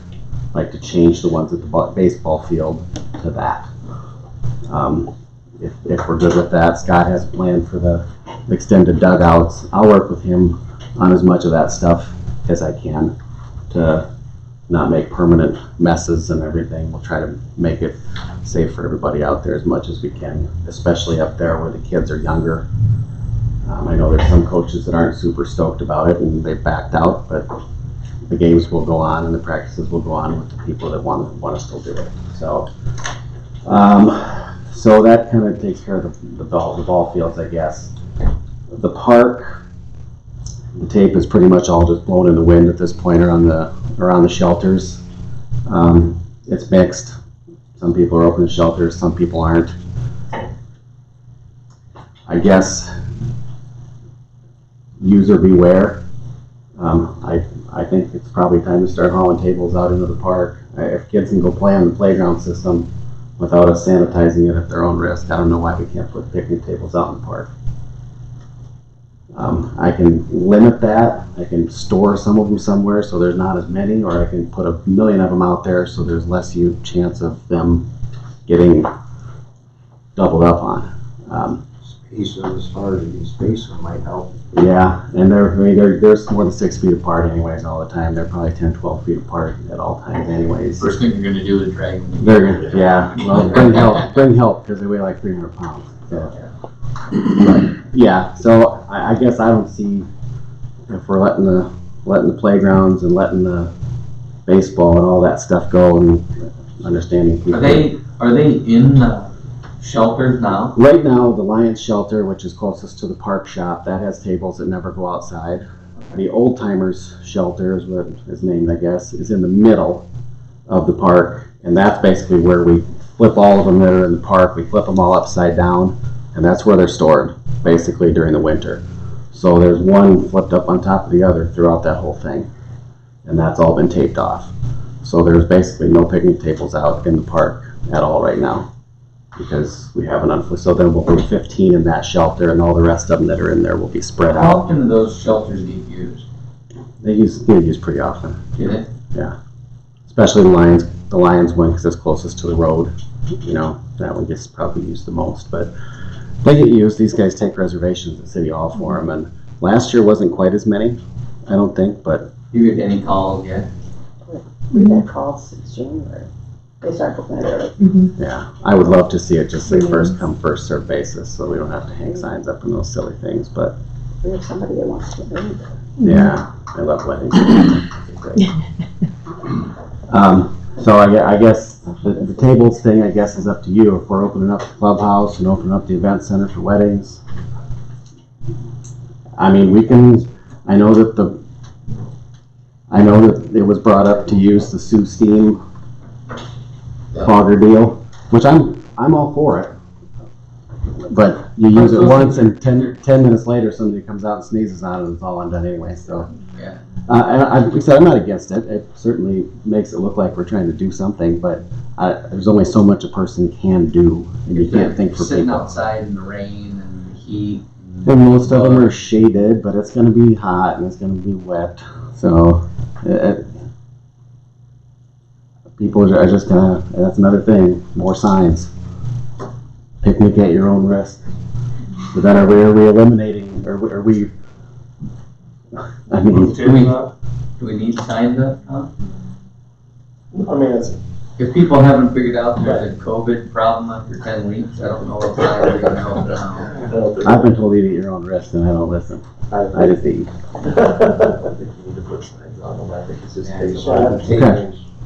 Restrooms will probably, so that in turn, then the park restrooms pretty much have to be open. We don't have to worry about drinking fountains anymore because those have all been busted off since school has been out. Those are gone. So I would actually suggest almost not even turning on the water to the park other than to the bathroom because kids just will leave them on all the time anyways. I don't know how much practical use we get out of those. I'm sure there'll be a few groups that will be upset they don't have water for their coffee pots or whatever, but more often than not, we just have to go out there in the mornings and turn them off. These kids are just going in there and leaving them on. A lot of them, there's another one by the old timer shelter that got busted off anyways. This spring. I mean, the kids just don't have a lot to do. Just leave them alone. Okay, so I'll get the bathrooms. Bathrooms are assembled and ready to be turned on. We'll get garbage cans out, we'll get picnic tables out, and we'll go. Do you want me to, I kind of have quit letting people use picnic tables unless they come and get them on their own. Do you want me to let them use tables? Because that'll come up. Big groups, they'll ask me, can we use the Jerry Chevrolet? Comes and borrows like 20 of them for their deal. And we used to haul them for them, and I said, we don't have the staff to do that for people anymore. So they come and do it. They come and get them, and they take them, and they bring them back. Are we okay with letting that continue? It will come up. What's the liability at that time? If we borrow the table, should be a pretty sound tables, that is pretty new. Well, they get beat up, but everything gets beat up.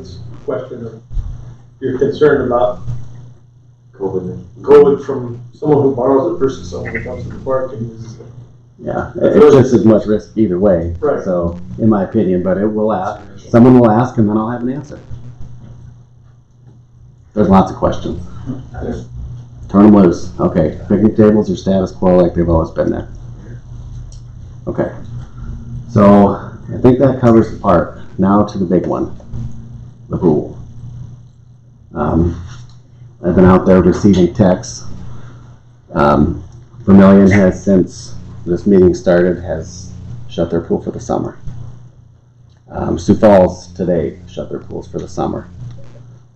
Watertown tonight was expected to shut their pools for the summer. Madison, Spearfish, Rapid City. There are plenty of towns that are open.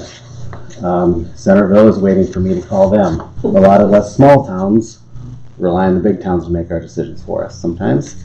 And that's kind of what happened. Wakanda said, we're going to wait to see what Vermillion does. Vermillion closed, now Wakanda's closed. Not a big pool anyways, but open as of tonight.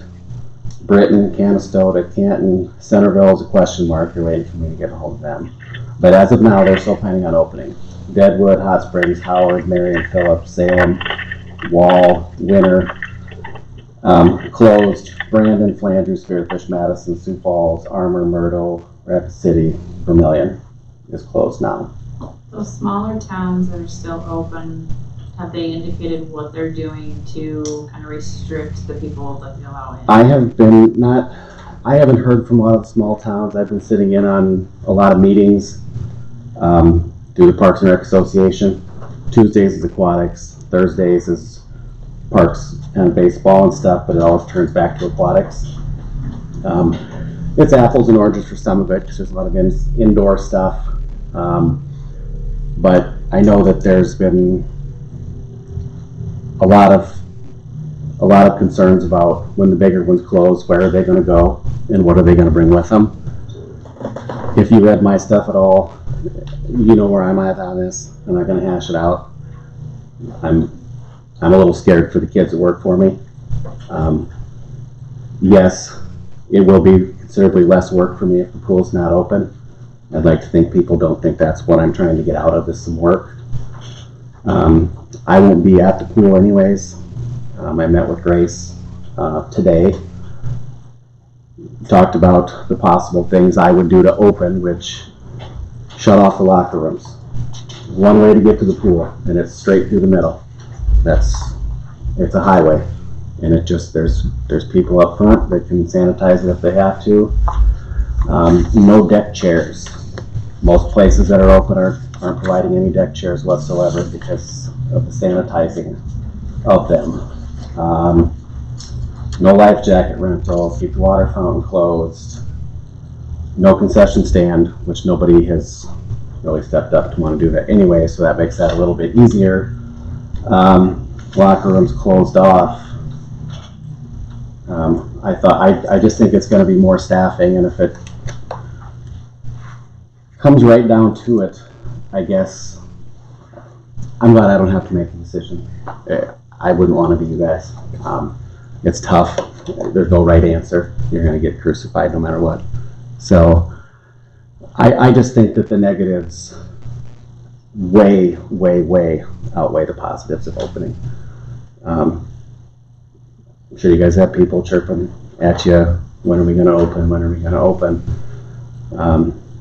It stinks, but in my opinion, I think that the risk is just way too big for what the reward would be, considering we're just going to lose a bunch of money and put a whole bunch of people at risk. I've got my budget stuff here. I don't know. Basically, what some of those meetings I said, most pools operate at about, they lose about 60% of what their budget is. That's right about where we're at. They said probably 1.5 times that. For limited hours, then you're going to have to cut down probably the price you're going to charge to get in, because you're going to have, if you go limited hours, we're not going to have staff to go full hours anyways. We might now, if Vermilion's not opening. All we got to do is send an email and we'll have 15 guards probably applying. But then you're bringing a bunch of guards in from another town. We've talked about it quite a bit. A lot of that stuff's in there. I have forgot some stuff. We wouldn't offer swimming lessons. That would save us some money. It has been brought up to potentially not run the slide. I tried that. I've said it, I've heard both ways. Yeah, that'd be great, but then why do we have it? If you're going to open, you got to open everything. Or you can save 2 employees by not opening the slide and then just answer the questions of why didn't you open the slide. I'll get signs made. I'll figure it out one way or the other, I guess. Most of these pools have their dates as June 1st. Lennox, Wildwater West, Centerville, a bunch of them. There's an email that came out today, and some of those on that email are people that are in those meetings, and that's a tentative date to plan for. But I know that a lot of those people are waiting to see what the big cities are doing, because a lot of those big cities, by not opening their pools, can't train the lifeguards for the small cities, and then they don't have enough guards. Staffing is a big problem. Vermilion was going to need, they have to have 30 guards to operate their facility. They have 14 guards apply this year. And they would have had to limit their hours, and they would have had to do all that stuff. So, and it's a brutal decision. But I know that most people they want just decisions instead of saying, well, let's wait 2 weeks to see what happens. You guys can do whatever you want, but most of them, by delaying it, then you just open up more questions. So did you say Wildwater West is going to open? As of now, they're scheduled, I think, May 29th, I believe. Did you say T? T, I believe, I thought that they were closed. Lennox they have their new pool. They're scheduled to open. Okay. Winter is impervious to any sicknesses. They're opening. We're open for business. So question, I just comes to my mind, pool has chemicals in it. Do those chemicals not help to also? They certainly help. There's no question. There's no question that the chemicals help. Chlorine and heat, sunlight, those certainly help. There's no question about it. My concern is everywhere else. Ladders, diving boards. Pool committee, and we fought hard for that slide. But that's one thing I would keep closed this year. I would just, Okay. the slide, I would just say no, because we have the railings going up, but, the slide, I would just say no, because we have the railings going up, but, it's one less contact point. Right. So then that brings up, When they go down the water slide and take the water. I know, I know. but yeah, because you can't tell them to use, well, sorry, you can go up the slide, but we can't have to use the handrails. I guess we're probably asking for a problem there. But don't touch your face on the way up. Yes, the ladders to me are no different. We can't operate the pool without ladders. You have to have ladders in there. You have to have a handrail coming up the stairs. The water features, the little fish slide, constant contact. And there's a lady from Brandon, a daycare. She's called here. She called Huron. She called Watertown. She wants to load her kids up and drive anywhere there's a pool open. A mom from Wisconsin drove her kids 8 hours to Mitchell to swim in their lap swim pool. 4 lanes at their indoor center. Spent the night, swam again, drove home. The closest pool they could find. Everyone has kind of been waiting to see what Sioux Falls did today. I don't know at our meeting tomorrow what dominoes will have fallen. I don't know. When you talked about the slide, in which I'm fine with that, we probably would still end up having to have the same staff. Yeah. Maybe not that extra lifeguard, but we're going to have people. One of my suggestions was to have the manager. She's going to be putting out fires all day. How many people can we let in? Our pool capacity is 382. We go 50% of that, we're cutting people off. And we got 14, 15-year-old kids sitting at that front desk. Lord help them. Well, my other concern is, are we only letting in our residents or people? I don't know how you police that. That's like the gun club. So How you gonna? this afternoon, after Sioux Falls announced they were closed, we had 5 phone calls from, it wasn't Beresford residents. They wanted to know if our pool was going to be open. We told them we were meeting tonight, and they are calling back tomorrow to buy a pass if we are open.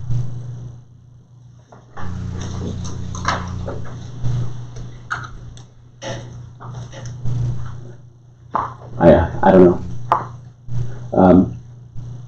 Can you touch on that email that was way over my head? I had Mark check with Employers Mutual, who's the insurance carrier. They don't have an exclusion for pandemic, so there is coverage if the city is somehow negligent and someone would be able to make a claim that they got the COVID virus at our pool because we were somehow negligent and not following protocols. But we do have insurance coverage. That was something I was concerned about. If you're totally excluded, you're out there on your own with that. There is coverage. At least provide the defense. And if they're, they could be a tough proof for someone unless you had 50 kids in there that had it and you just kept right on going, and you might have some problems, right? Well, the other thing that came up was if you staff the pool and contract the virus, and Scott talked about that with the baseball team, you're going to have at least a 2-week shutdown. Those employees would be eligible for the Emergency Family Medical Leave Act for 2 weeks of pay for the regularly scheduled hours during that 2-week period. The city would be able to claim that expense as a credit against their payroll tax obligations. So, in essence, it would get paid. The employees would get paid. The city would be reimbursed through lowering of the payroll tax liability they have for those pay periods.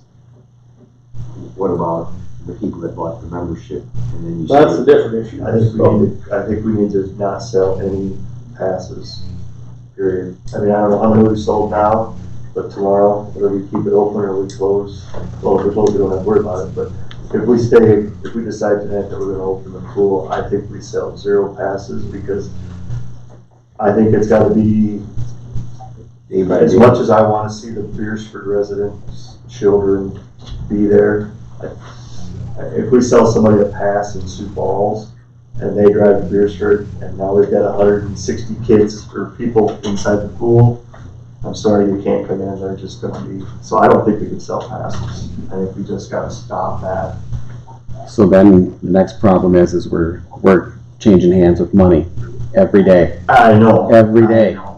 Well, I think we need to sell the passes, but I think it needs to be limited to a geographic area. We haven't decided what we're doing. Yeah, I know. Right, I think we're getting. I know. Because I wanna open the we need to be away from money completely. I wanna open the pool. That's my opinion. I wanna open it. I don't know what the date should be, but I think it should be open. Well, some of the restaurants in town, Burger King's one, they wear rubber gloves, they never touch the money. So, I mean. We'll have to come up with, we have to come up with something. Did they change that rubber gloves after they took your money and then they took my money? No. See? Exactly. They're adding a lot Yeah, of but those gloves. they It don't doesn't get matter. affected the person that's handling the money though. So then, I mean, I wanna open it. Troy, what's your say? It's gonna be a really hard sell to me not to open it. Because we've got. I think we should at least try to open it. I mean, however we figure it out, I think we should do it. I mean, Jesus, we spent a ton of money, and everybody in town must have had 100 phone calls, at least 100 people the last 2 weeks. Art, what's going on? I said, as far as I know, that we're trying to do whatever we can to try to get it open. Teresa, what's your opinion? I wanna get it open. Steve? I'd like to see it open, but I understand what Kelly's saying about being cautious. I'm a little concerned about some of those things. What's Troy, is he there? Yeah, I'm not on video now. Can you hear me? Yep. Open or close, Troy? This is Troy. I'm in favor of using, so be it. See opening. I don't know what he said. Say it again. Doesn't really matter, I guess, doesn't it? Did you hear that okay? Now say it again. Can I call you? Yeah. I said I'm in favor of opening the pool. If that means doing so with reduced hours because of staffing, so be it. Okay, so now, that's pretty much done. So now, what I had potentially put in there for all of these protocols, I had 1 o'clock to 6 o'clock daily. You're on speaker.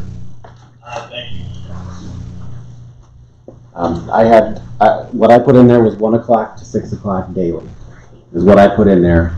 The pool breaks, I don't think we should make longer because that just gives more kids more stuff to do outside of the pool, where they're more at risk than they are in the pool. The lifeguards will not be responsible for anything other than saving kids. They do not enforce the social distancing stuff. We're gonna have to have somebody there to do that. The lifeguards can't be worrying about that crap. It's too important of a job. They absolutely have to be watching water and not count feet between people. But then you come to the fact of if this family came in, you know, they live in the same house. So That's gonna have to be somebody's job. Somebody's gonna have to figure out if that's right or not. I'm telling you, there's a lot of stuff to think about, and we're putting it in the hands of teenagers. Not that they're not capable teenagers. It's a big undertaking for a lot of young people. Even at the golf course though, I mean, we're letting people ride together. Adults.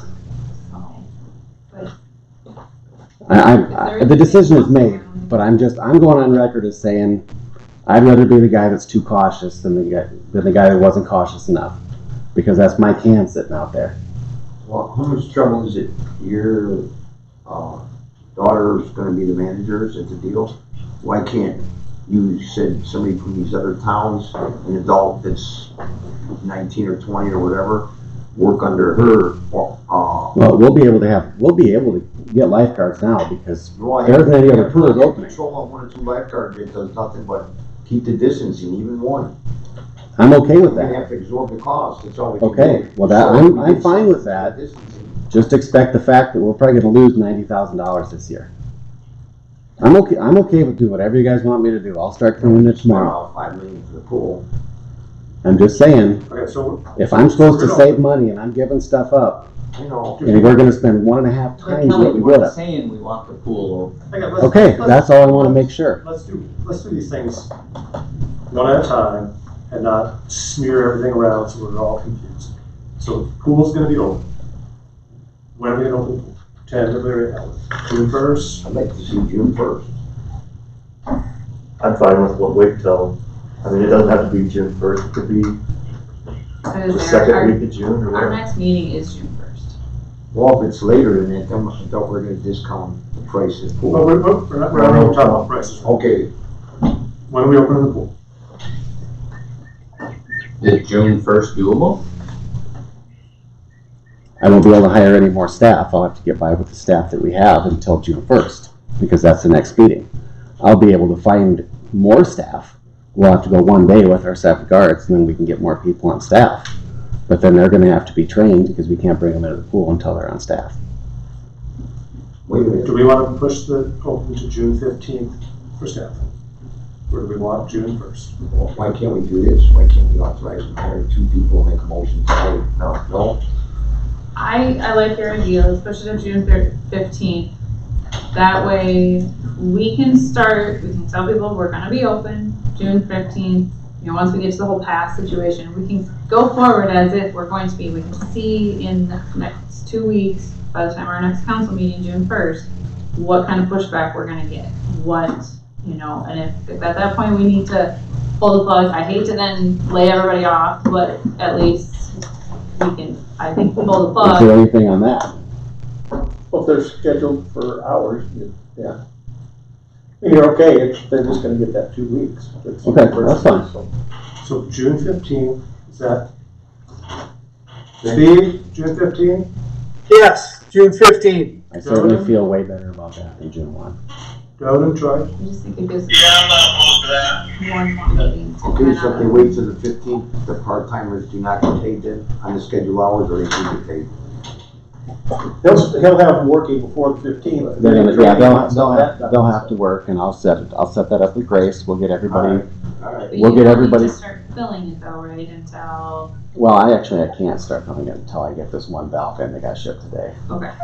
But I'm saying. I'm gonna start working on it. I'll have it, I'll do my part to have it done, heated, ready to go June 15th. That will not be a problem, period. Okay. I just hate to say if June 1st comes and we say, you know what, with what's happened in the last Well, 2 weeks, we're not gonna. I don't have to start filling it until after June 1st. Okay. I'm fine with that. That's what- Between June 1st and June 15th gives me all the time in the world to get it filled. Okay. So shoot for June 15th. Okay. I suggest that some of these things you've written down, we address again on June 1st. Okay.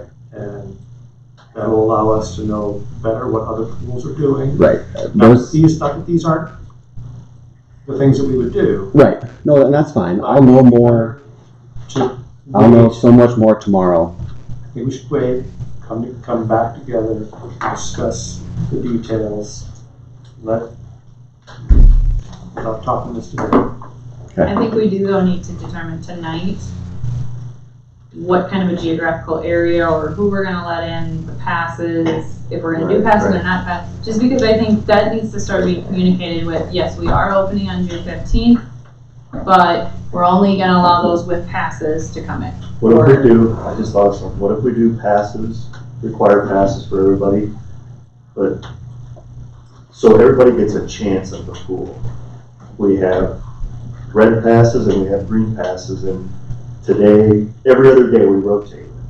And if it rains on your day, I'm sorry. But my point is this pass, the red passes go today, tomorrow it's the green passes. And you flip them every other week. Just so everybody gets a chance at it. If we have more time, because we've got like a month, right? Right. Yes. Could we require that everybody who goes to the pool has to have a pass, so we eliminate all the cash, and they have to come to City Hall, sorry, and they have to be, you as adults have to determine if they are a Beresford school district. We have the connections at the school. Probably. I mean, I have kids that aren't in the school district that are lifeguards. That's fine.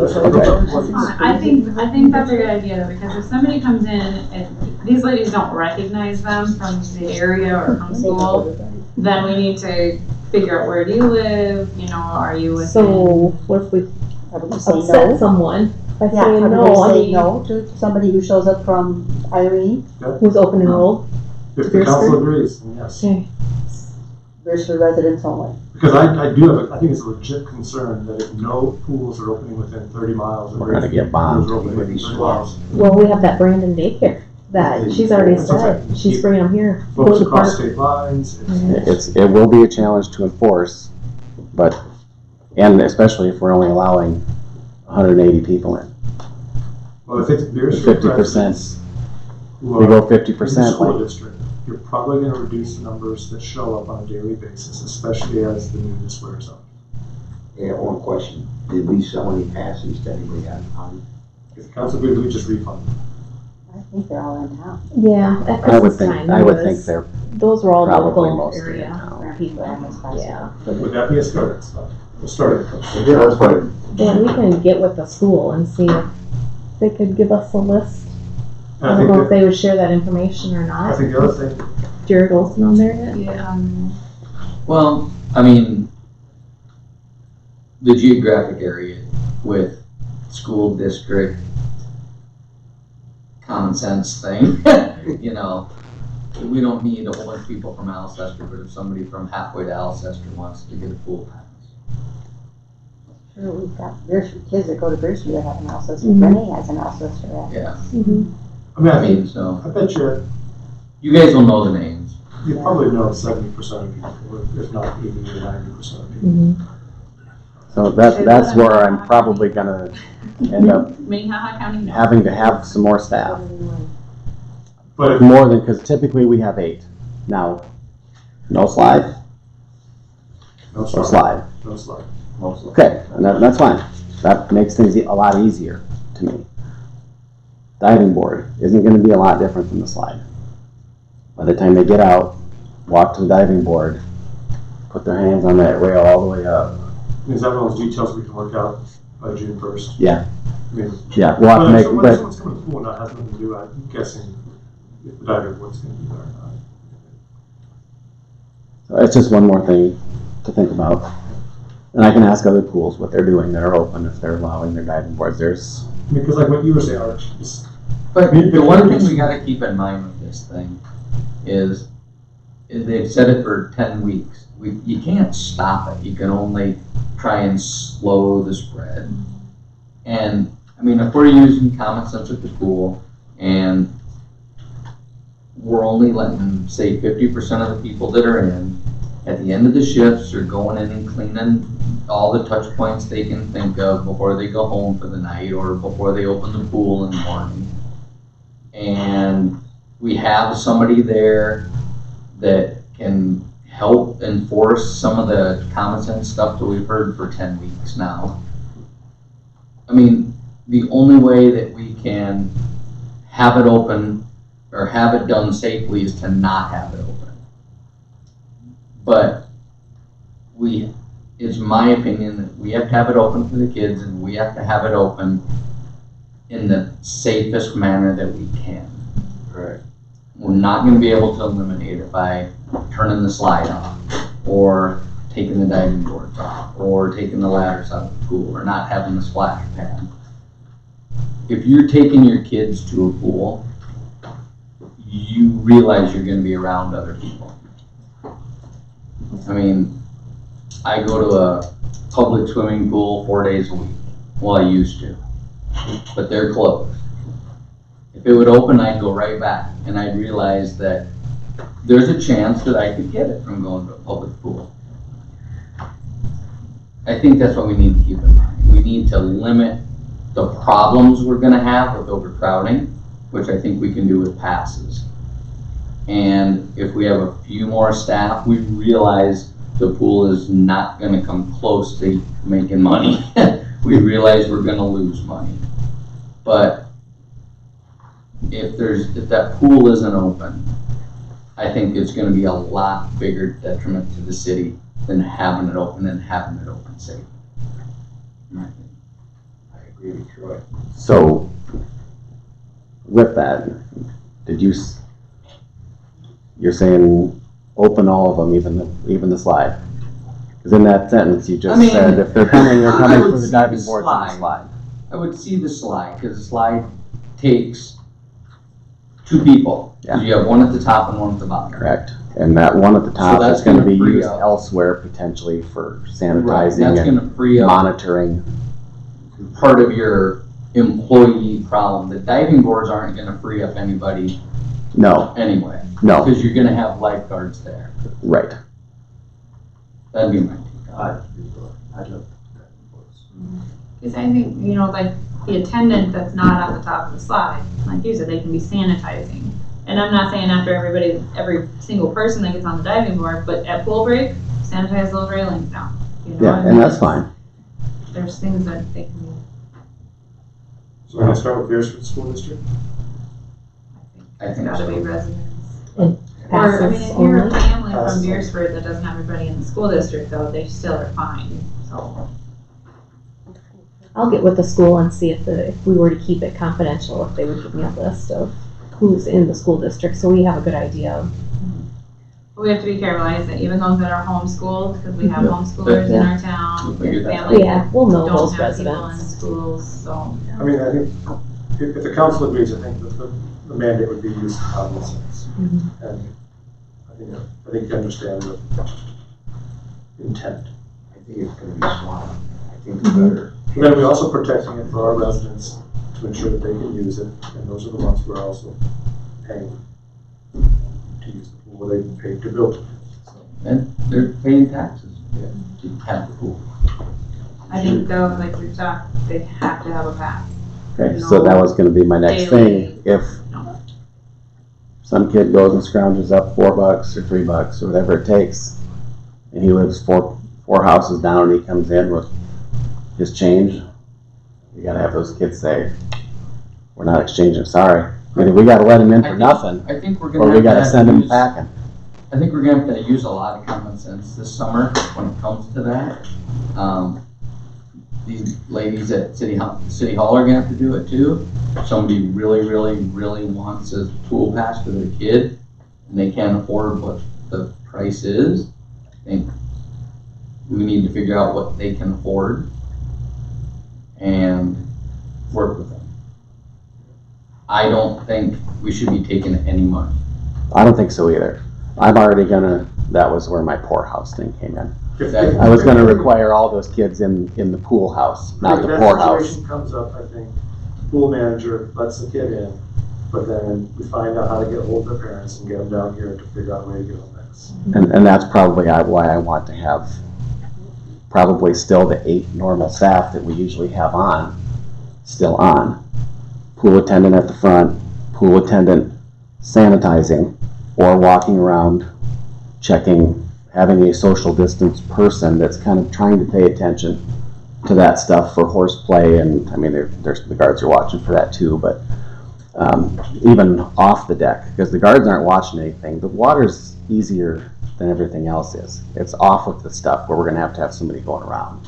Kids playing So, catch with a football and. If we have, Well, we can't allow it. No, I They're know. playing catch with the football. I'm just saying the staffing wise, I'd like to keep it if the somebody comes in here same. to buy a pass, can you have just a Excel spreadsheet worked out so we know their name and we have contact cell phone number for a guardian? You have forms already We, created. yeah, there's so forms, they're if all you at could the bring pool, them and I'll give down Grace a and we'll call just have tomorrow. So And if we have incidents where people aren't following the rules, Mhm. we know who to call. yeah, Didn't Angela Tiedemann say a couple of years ago that they could help with people that couldn't afford passes? Through Department of Social Services, they can do some verifications. Mhm. These people can't afford, and I think the Civic Center or whatever said they would help get scholarships or something together. I think we'll find a way to get everyone. Yeah. But it'd be nice to have some contact Mhm. as part of that, getting the pass from the guardian. so since there won't be a meeting, oh, there will be a meeting before we open still. So as of right now, are you still okay with just me shooting them straight from the front door, straight through? That was one of the things, we have that family restroom right past the front desk in that middle hallway. And there's so many contact points in those locker rooms. I would like to encourage them to all come dressed, ready to swim. so they don't have to worry about going in. And that, Nathan and I were actually talking about this the other day. If we're only open from 1 to 6, you're open after lunch. Don't eat at home. There's no concession stand. There's no outside food. We can probably allow some outside drink. If they want to bring water bottles. Yeah, but I would I'm say okay no with that. outside food. None of that stuff comes in. And if they need to use that one bathroom, other bathrooms, there are bathrooms on the outside. They're on the outside of the building, yeah. And I would leave those open. The locker rooms, I see the issue with the locker rooms. And I mean, there's, in that one restroom that's there, there's a shower, handicap shower, toilet, sink.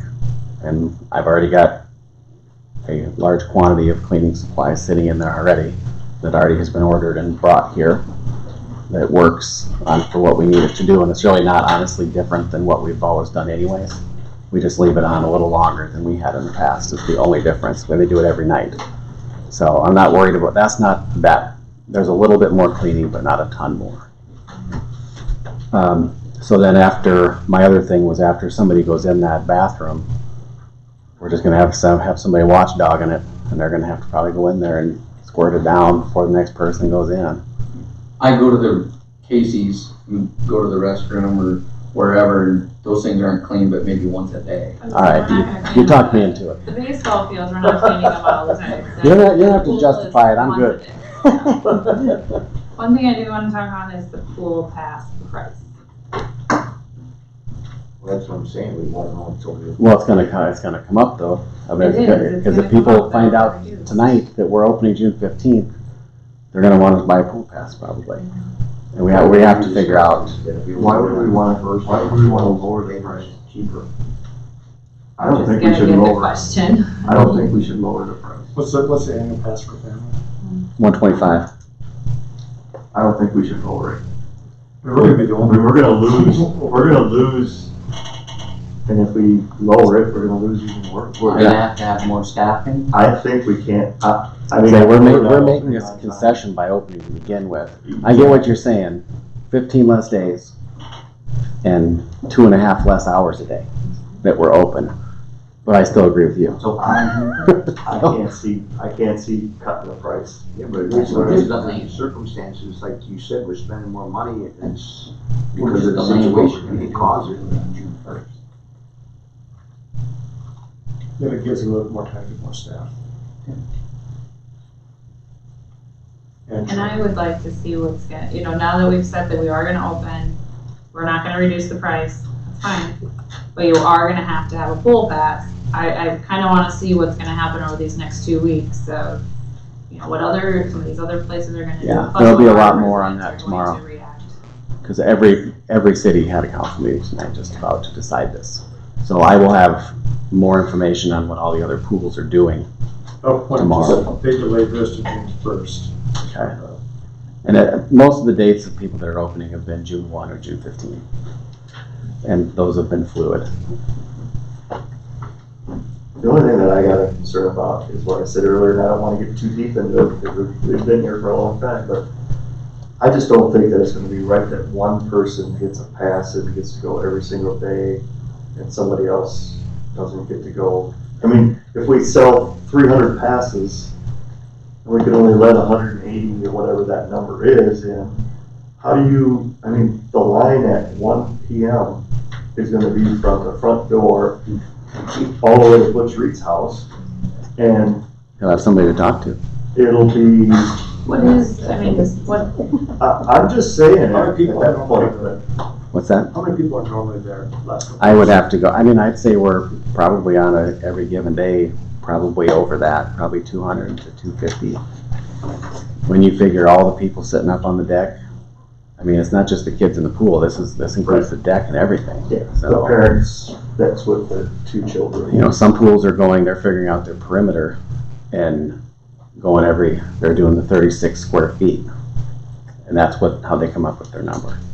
Are those people all gonna be sitting? But then you figure a family of 6 comes, they're all living together anyways. How do you tell them they gotta be 6 feet apart? I would say if you knock it down to 50%. That's what I think too. People in the capacity. I think capacity, can't remember if it's 382 or 392, I can never remember.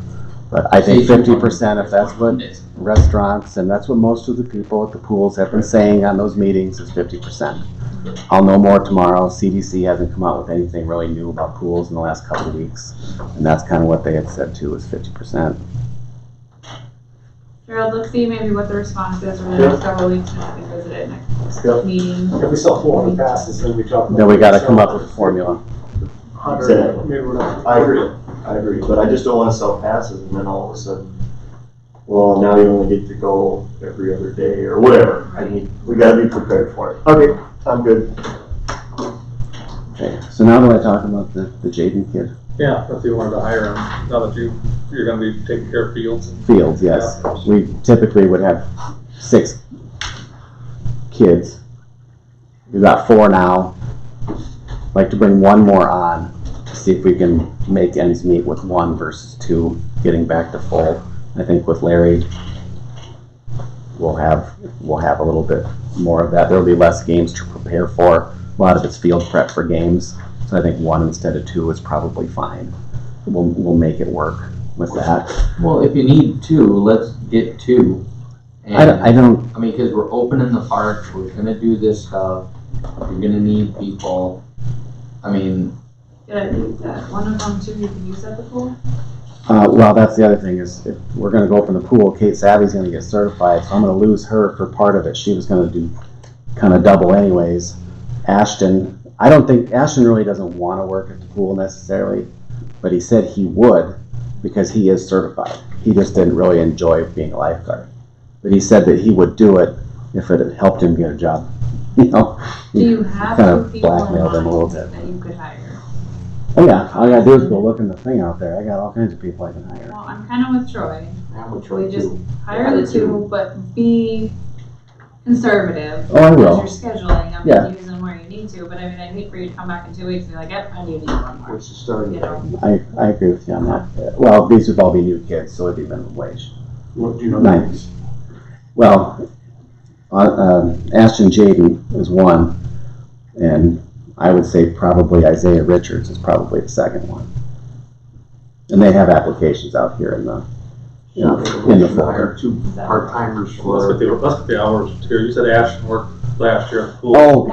Oh, you even told me about that. I still forgot. This is actually, I think Ashton should be $9.55 because it is his 2nd year with the city. And if he does end up having to guard, if we're short a guard, and I ask him if he wants to go do it, he is certified to go guard, and then he's going to be getting the same at the pool as he would at the golf course park. Both. We hire each one separate or together? Well, hang on. Can we just let him hire 2 yet to be determined people for temporary summer help and then get their names at the next meeting? Well, we already know Ashton, or Austin Ashton. It's preferred not to. If you already have the ones that you know that you Well, I want. don't prefer, but can we? I mean, I'm just asking. I'm pretty comfortable with those. I'm comfortable with those 2. Just for the sake of time. I know, let's just do it the right way. Yeah. Ashton Jaden and Isaiah Richards is who I And Isaiah would be 9:30. 9:30. Minimum wage, yeah. Richards. So I can make a motion to hire Ashton Jaden Yep. at $9.55. 5. $9.55 an hour. And Isaiah Richards at $9.30 an hour for parks and pool.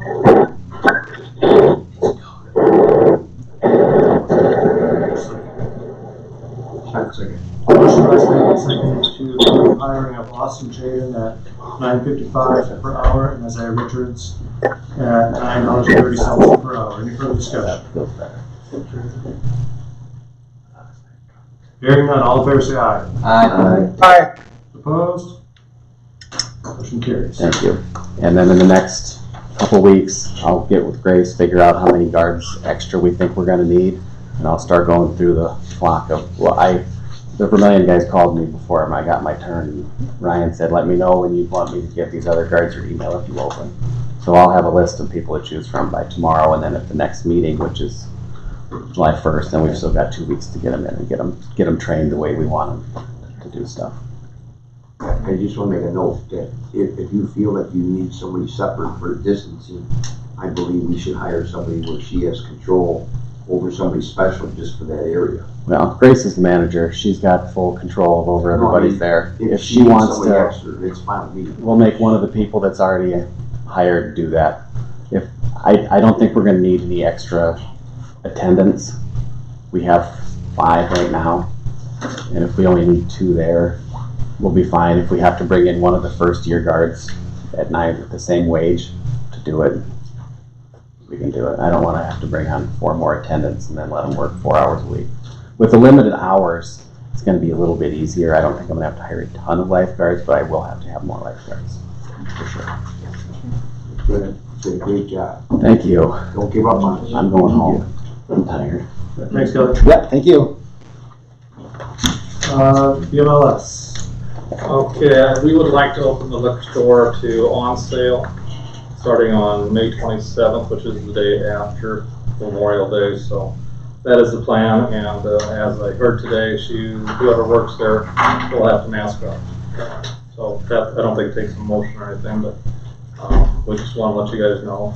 Can you verify with Ben? Did he say the 27th or did he say the 26th? It will be the same day. The It's same. the day Okay, after. for some reason the 26th is sticking. Yeah, I wrote the 26th too. I wrote down the 26th too. On Ben. That is the day after. The 26th? That's Tuesday. Okay, then It's the 26th. 12th. Okay. So we're gonna open May 26th at the. That was the wrong day. Are you taking tables out?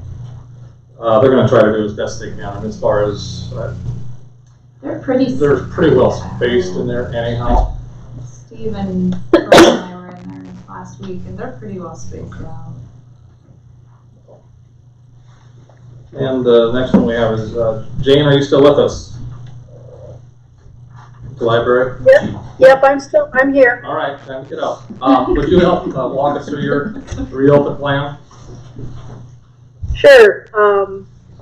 I guess one of the concerns or things that I was thinking about with reopening is I'd like to wait until after voting day, because voting will be the first Tuesday in June.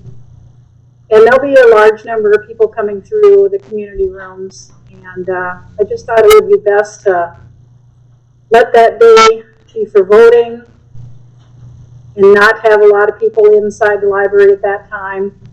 Then kind of letting those rooms settle out for a couple days, let's say, in case there was a chance of being a COVID contamination in there, that we could wait and clean it after 48 hours. And maybe open the next Monday on the 8th of June. And we would limit like 15 to 18 people in the library at a time. Allow them to be in there around 30 minutes. We'd still continue to offer our curbside services for those people that might feel uncomfortable about coming in or just found it handy to get their things and go. We'd go ahead and resume our normal hours in June so that we're available here, all of our regular hours, but we would close the doors 30 minutes early once we open the doors. Once we choose that date, then we would close 30 minutes early to get everything wiped down. So we'd still have our 2 nights that we'd be open till 8 p.m., but closing at 7:30 for cleaning. And we just want to get some plexiglass barriers for the front desk and try to get plenty of hand sanitizer. I do have a touchless hand sanitizer on order from Hilliard, but of course it's on back order and I've been waiting to get that. I'd like to have that on the entryway. So just a lot of the other normal things, cut down a little bit on the seating. We just won't let kids game on the computers, but we'll have 4 computers available spaced 6 feet apart for adults that need to use the computer, or kids as long as they're not playing games. So I think that would cut out most of the kids, to be honest. Because they come in quite a bit for gaming, the kids do. We aren't charging, I wanted to go with no library fines this summer at all. I guess I just feel like we can remind people that their things are due and ask them to renew them.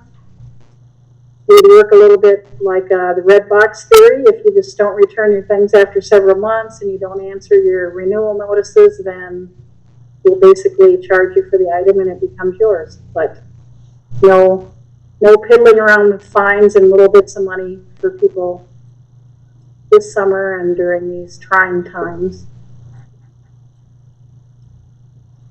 So any questions or concerns about us reopening?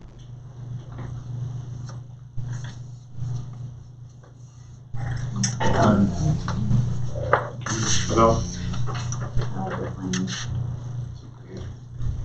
think, we just have to keep open to, like everybody's talked about, common sense. If we would get what we felt was an outbreak in town, or if any staff would get COVID, we'd probably have to close for 2 weeks.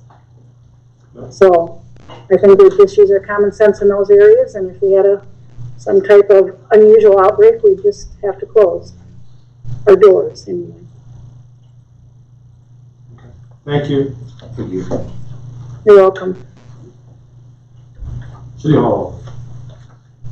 Elaine, what are your thoughts there? I'd like to keep it the way it's going. I think it's working just fine. And some people just don't even look at the sign that says stop. They just walk right in. But I think it's just a lot easier to control a certain area.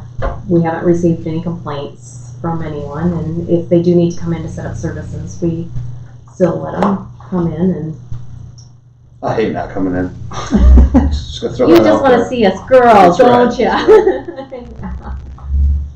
But yeah, if someone needs to set up services that it's a long extended time, we bring them in, and I think it's working just fine. I think we all feel safe. But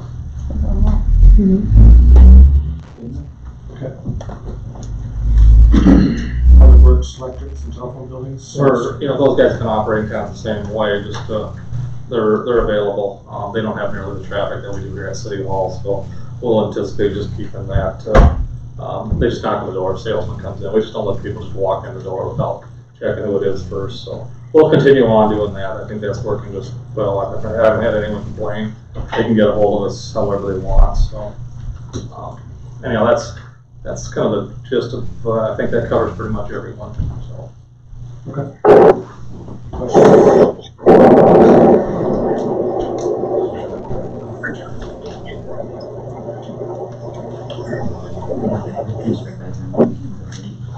Okay, point of sale system. Possibly. We put a quote together for the liquor store.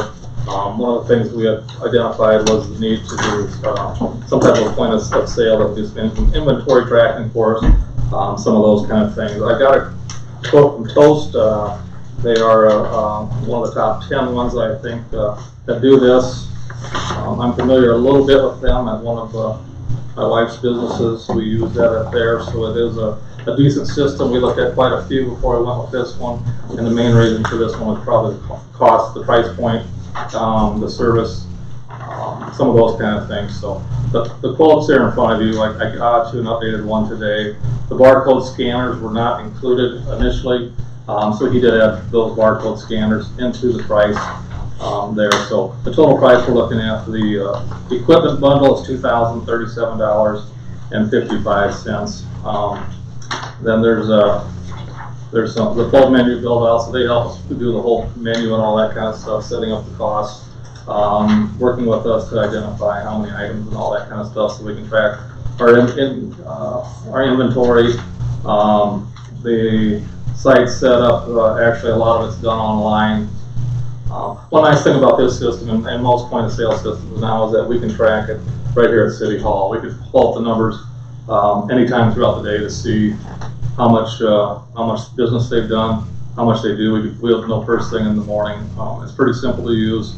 There's lots and lots of different reports that we can generate off of this. We would recommend. I guess I would recommend. Elaine had a chance to take a look at the one wife and son have. She went out and took a look at that. Some of the soft other things there. So we'd recommend purchasing this, and then also. We were looking at two terminals there, so we have one in the front and one in the front being the off sale and one in the on sale area. So, the total monthly fee on that would be about $98. They would run our credit card processing through here also, and I think that the fees there would be real similar to what we're being charged right now. They will match whatever we're paying right now if theirs would have been higher. So I guess if you guys are okay, we'll go ahead and start working up getting this in place. probably take anywhere from 4 to 6 weeks by the time they have the build out, by the time they have the installation done. Need a motion? I think I'd rather go forward with the motion in order. Shall I make a motion, point of sale system quote for Beresford Municipal Liquor Store, as Jerry Simon stated.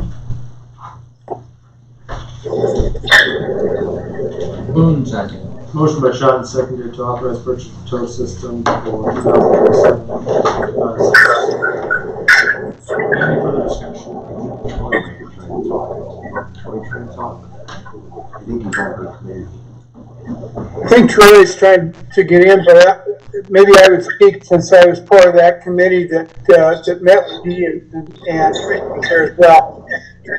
This system will help immensely, I think, not only for those City Hall, but city as well.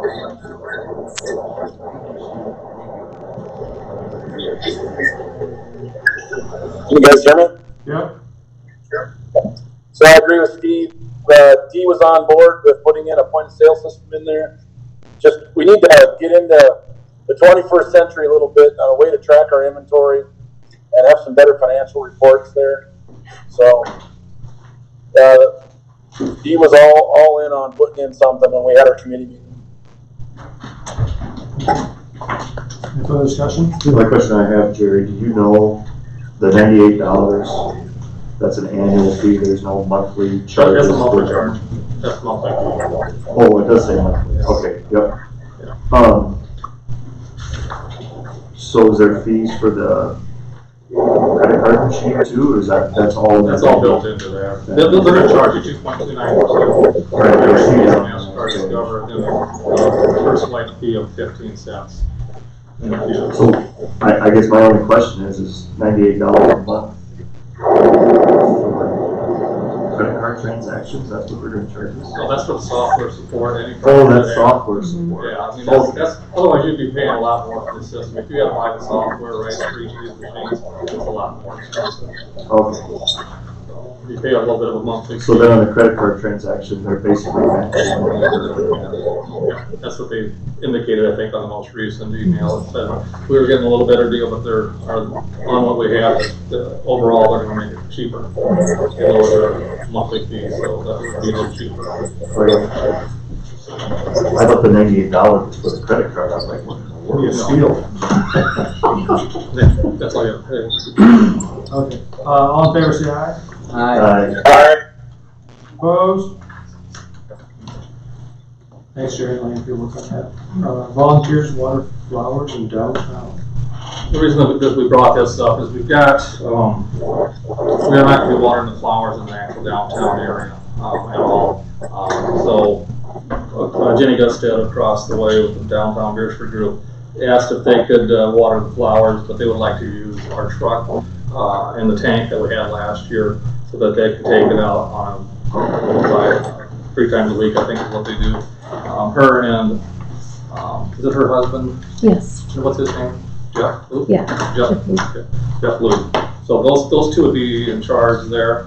And Kelly Knudsen, Kelly's wife, she would also help with this. So those 3 people, we'd just like to list them as volunteers so that they could utilize that and kind of like we do with our volunteer firemen. So I just got one question.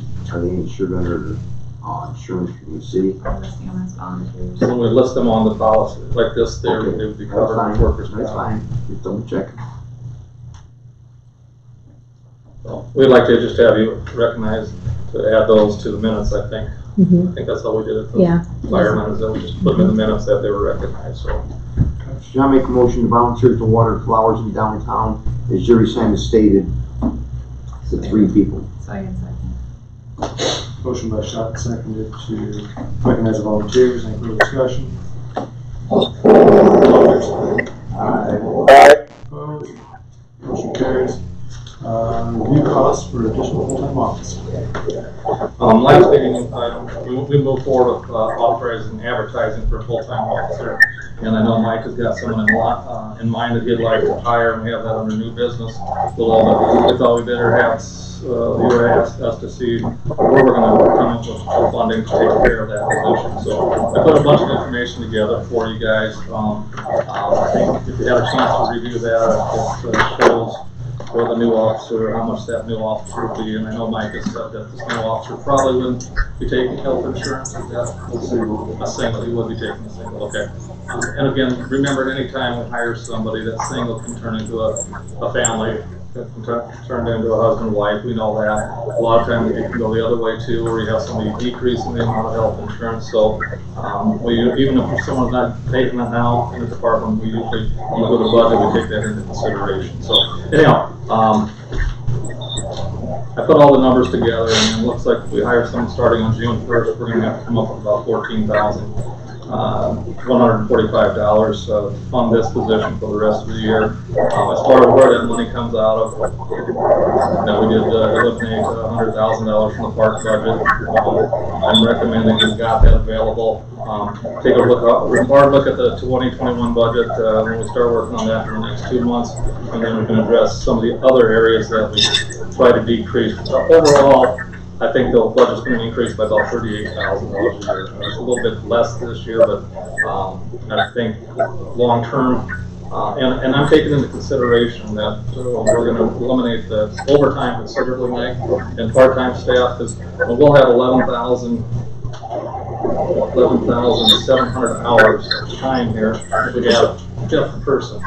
There's 8,760 hours a year, so that gives us over 2,900 hours of staffing still available to cover the rest of those hours. So it should pull out ample time for Mike to do some of his administrative duties, things like that, cover all of the sick leave that might occur, cover all the vacations that will be coming up, and without having to dig into a lot more part-time help. I know one of my biggest concerns that going forward is when you lose some employee, that's probably, and then it takes time to rehire and train somebody. That's probably one of our biggest concerns he's addressed with me. So, leave it up to you guys. We're moving forward. It's going to cost some money. Be prepared for that. And again, it's going to take a commitment from the department to no overtime and part-time. I mean, the only time we've been able to do no overtime is if you're called out to assist or something like that. When you say no overtime, you mean no overtime above what you do? Right, absolutely. Yeah, we're working on 45-hour work week. We didn't get that changed yet. Yeah, it's not close to 90 hours, but it's still 45 hours a week. It's 90 over 2 weeks. Yeah. It should be pretty manageable with the.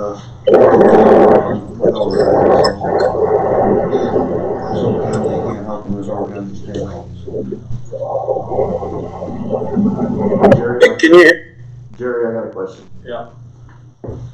January 1st, the grant money would be back available if we. As we know, that's the COPS grant, pretty much, hiring a new office. It's only good for hiring a new office. Right. So that's what I was going to say, is if we hire a fifth officer today, or we approve it today, and we move forward with that, say, I'm just throwing out a scenario, say we lose an officer and we go back to 4, come January 1st, if we try to hire another fifth officer, would we fall out of that grant opportunity, or? No. You don't? No, well, it opens January, it doesn't close until March. Yeah, I know, but my point is if we went to 5 officers today. If it's for a new hire, it's good. It's good, okay. But you gotta remember, that's only 75%. Right, I know. It's a balloon. It's a balloon. But that's what I was trying to make sure, I didn't know how that worked. As long as it's a new hire or a newly added position, it's good. But even if that person leaves, then you can do another new hire for that same grant position. Correct. It has to be within the time limit. Right. Yeah, correct. But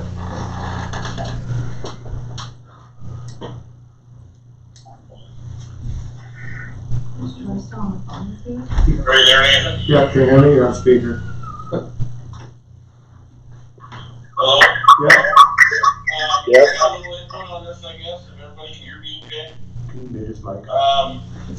Done a lot of checking around and researching and looking into this a little bit since our last meeting. Kind of coming back to the same theme again, adding this position now when it's not budgeted. This is a major major add-on to our expenses for that department. And then I also have some concerns. You say you're going to eliminate overtime to cover vacations and sick, but I disagree. I think because we're going to have we would have 5 full-timers scheduled at 45 hours per week. That's 225 hours a week of officer time to cover 168 hours of patrol time. It's not like we're going to have one employee sitting back just waiting and not being scheduled on other shifts to cover in case something comes up. That 5th officer, that extra 57 hours per week is going to be scheduled in somewhere. And, you know, sick leaves, injuries, those kind of things always come up last minute. And it's always going to result in overtime to cover those shifts. And so we can think we're going to eliminate all the overtime and all the part-time, but I think that's unrealistic. And I don't think, not only are we going to spend more than $14,000 for the rest of this year, I would guess it would be over 20, and it's not budgeted. I think we should wait on this and budget for a 5th officer if we really think we need one for next year. I think we got a lot of huge expenses coming up, big bond payments that are going to start on both of our capital projects this year, and we really need to just pause on this until we're budgeting this summer and this fall and see where our sales tax revenues are at this year. And we're talking about a $70,000 budget item for next year, and we don't have a clue where we're going to be at 3 months from now with revenue and what our bond payments are going to be and our terms on those bond payments. I just think there's too many things, too many balls in the air to make this decision now and to add this position now. We got an officer that's training. As soon as he gets off training, I mean, we should have plenty of manpower to cover 168 hours a week.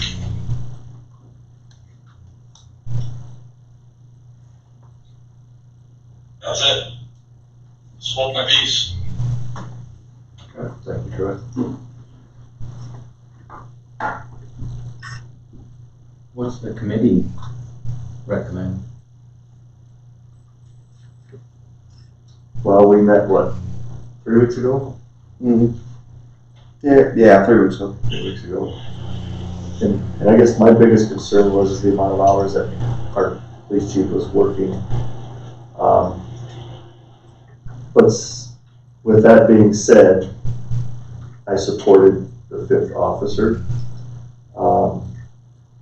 But I guess my point is I wish we had a better timeline that we could have got this done where we could have fallen into the grant. So I'm kind of on the fence now, is my issue. Even with the grant, you're gonna get 3 years. I know. You're still gonna have to fork up some money, get some good equipment, and I mean. What about, I mean, I think we talked about this, but we didn't really come up with an answer. Not patrolling 24 hours a day, Michael. I mean, is that something that we can really seriously, I know then the calls at 2 a.m. are going to come to you. Yep. But what if that call is forwarded? Does all police officer carry a cell phone that's owned by the city of Beresford? Just me. Just you? Right there. That kind A couple other phones. There's a phone, there's a card for each phone, or Because we have to remember, phone for each card. only 4 of these 5 officers are union. So the overtime situation or having to give 45 hours really only applies, not trying to cut you here, but 45 hours only applies to those 4 officers. And this will then allow Michael to, like he keeps saying, flex his schedule to be when he needs to be on and get some of the administrative stuff done that's not being done. I feel like, we were at this situation back when we were hiring for City Hall, is there's things that are getting put on the back burner that need to get done and aren't getting done. I don't know. I still stand behind our chief, and in hiring the 5th officer, I think he'll do a great job of scheduling and making sure that we reduce that overtime. And every year that I've been on council, I shouldn't say every year, but as much as I can remember, we come out on the positive side of our budgets. I think we're very conservative when we budget, and I'm not saying that we should be very lax in our spending now, but I feel like we are conservative, and I think that we can find a way for this to work. Do you envision using any part-time guys then if you have a kid? Well, yeah, you'll try to utilize the part-time guys right away. I mean, we got money invested in those guys. We bought them uniforms, we bought them equipment. I mean, if we fire all the part-timers, then we're gonna have all this equipment laying around. That's useless. So I guess what I'm getting at is if you have 5, do you have enough where you're not going to be using the part-time people then? You get what I get what you're saying. We're only gonna have one part-timer that's gonna work after this whole deal. So, I mean, the rest of them, I think they found out through the grapevine that I was unhappy with their work hours. And they've actually kicked up a little bit, but it'll go back to status quo. You know, so I'm really only gonna have one good part-timer, and he normally works about half shifts, so I can't even get full shift out of him, so. It'll be a lot on my shoulders to cover or flip or, you know, adjust someone else's schedule, so. What percent of the time are you actually doing administrative stuff versus patrol stuff now? It varies from week to week. Ballpark. I don't know, I'd say about 40-50%. 40 administrative? Yep. I mean, you know the routine. Getting referrals daily, getting reports, doing investigations, which we can't do because we don't have enough people. Right. So I brought this up several times. If that was your family, you'd be pissed off because I'm not doing my job, and that's status quo. That's the way it's been. And I can tell the council from experience and what's happened in the last 3 months, other departments aren't going to be coming around to do investigations for you like they have in the past. Sheriff's office, state, patrol, they're not going to come around and help and volunteer to do investigations like they had been. And I don't know that I should really say this probably in open, but, you know, Beresford police in the past have not had the best rep for being the best police staff, so to say. And I think we can get back to that where people can trust them. People will know they will do their job and do it the right way, do it thoroughly, and not just turn the other way.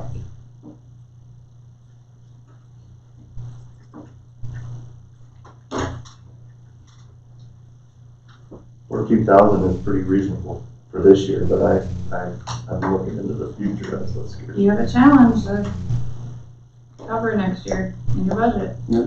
Well, we already threw the car out. I mean, yeah. No, you can't throw a car out every single year. I Eventually and I'm just going to be straight up and honest with you. The equipment that the city of Beresford has, I mean, whether it's, and I know why we don't have it, we just have junk equipment. You know, this guy that I want to hire, he does grant writing, he can get us stuff. I mean, and that's something that I need to go to too. I need to go to some grant writing classes to figure out, you know, what the best way is to get what we need. We need a lot of stuff that we don't have. So. But that takes time. It does. It does. It's a work part of law enforcement. It's the best thing for a department because I wrote those for 6 years. I know. They are not fun. I know. You guarantee that car will work for 2 years? No, not 2 years, 1 year. 2? Did I hear 2? No, you heard 1. Year and a half. 18 months. It'll survive. How many miles are on it? 120 or 30, I think. So broke, just breaking Brand it down. new. Yeah. Nathan? Yes, sir. Can you hear me all right? Yep. I'm in favor of enhancing department, making the department better, you know, giving chief time to follow through with some of these things and investigate some things. All in favor of that. I think we can, a little forward thinking here, 4 months from now, and we're trying to budget in these bond payments for this substation and this fiber to home project. that's gonna reduce the transfers from those departments to our general fund to make those payments. And I wanna know where we're gonna set. I wanna know where our general fund is gonna set and how we're gonna fund these budgets. But before we make this kind of capital investment, I mean, it might be 14,000 this year, but it's gonna grow. And they're gonna need a patrol car in another year or so, and that's another taser we need to buy, and, you know, uniforms. And We already got paid. I just think timing stinks, and it's not something that's budgeted. I'm in favor of adding the position, but not until we can budget it in. I mean, I see where you're coming from, Troy, but I also think that those things are gonna come anyway. You think what, Troy? I'm having trouble hearing you guys. What? I think the equipment, the cars, I mean, that stuff's all gonna be there regardless, whether we have 3 guys or 5 guys. In my opinion, I think it's gonna be better for the city. I'm not arguing that. I'm just saying, do we really know if we're gonna have enough revenue to fund our general fund next year? If we have to lower the transfers I don't remember on the from those electric two side. departments to our general fund to make those bond payments.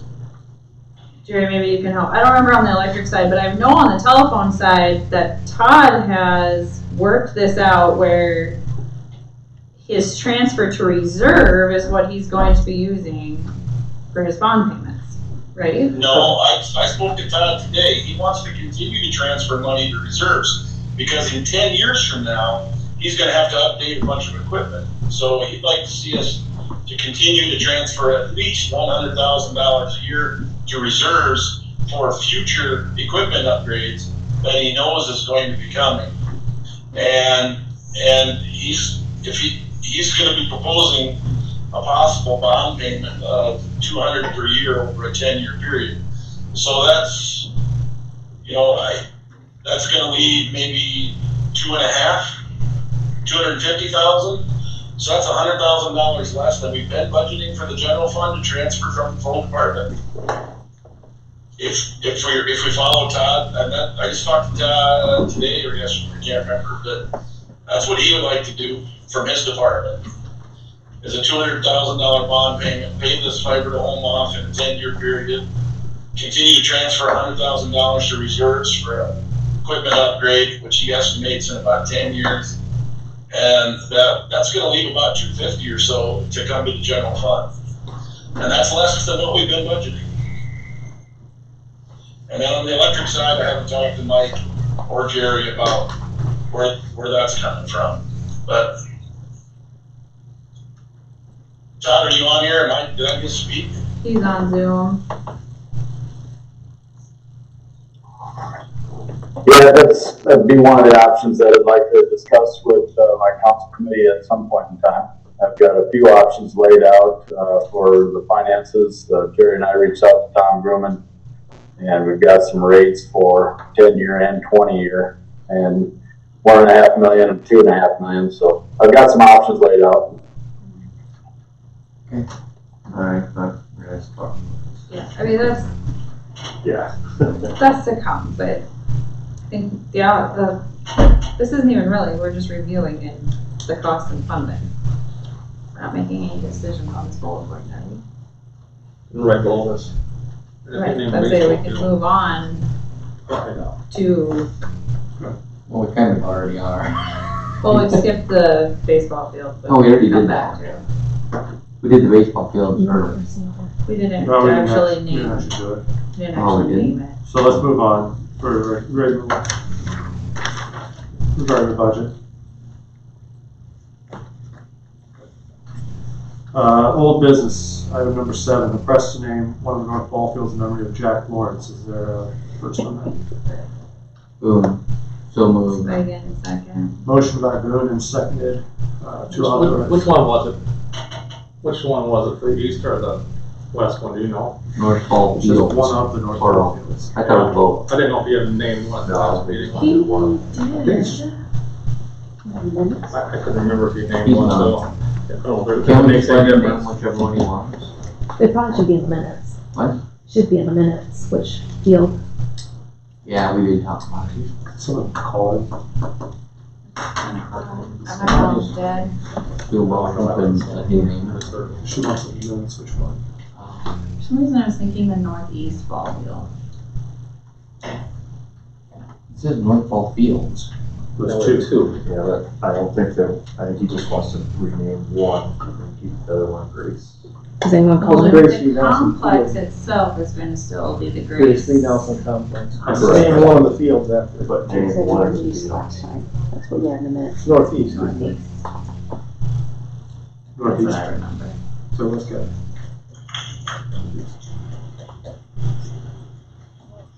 Hi Scott, this is Elaine at City Hall. We are at the point of discussing the request to name one of the North Ball Fields in memory of Jack Lawrence. Are you thinking the east field or the west field?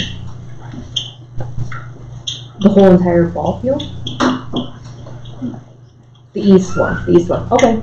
Okay, thank you. Alright. Bye. Steve, it's the East Field, it's the East Field. So the motion is to rename, east of the North Ball Field Complex in memory of Jack Lawrence. Any further discussion? Hearing none, all in favor say aye. Aye. Opposed? Motion carries. New business, hiring of full-time police officer, by the name of Michael Meinzer at the rate of $21.19 per hour. Is there a motion to approve the hire? So I can make a motion to hire Michael Martin at $21.19 per hour.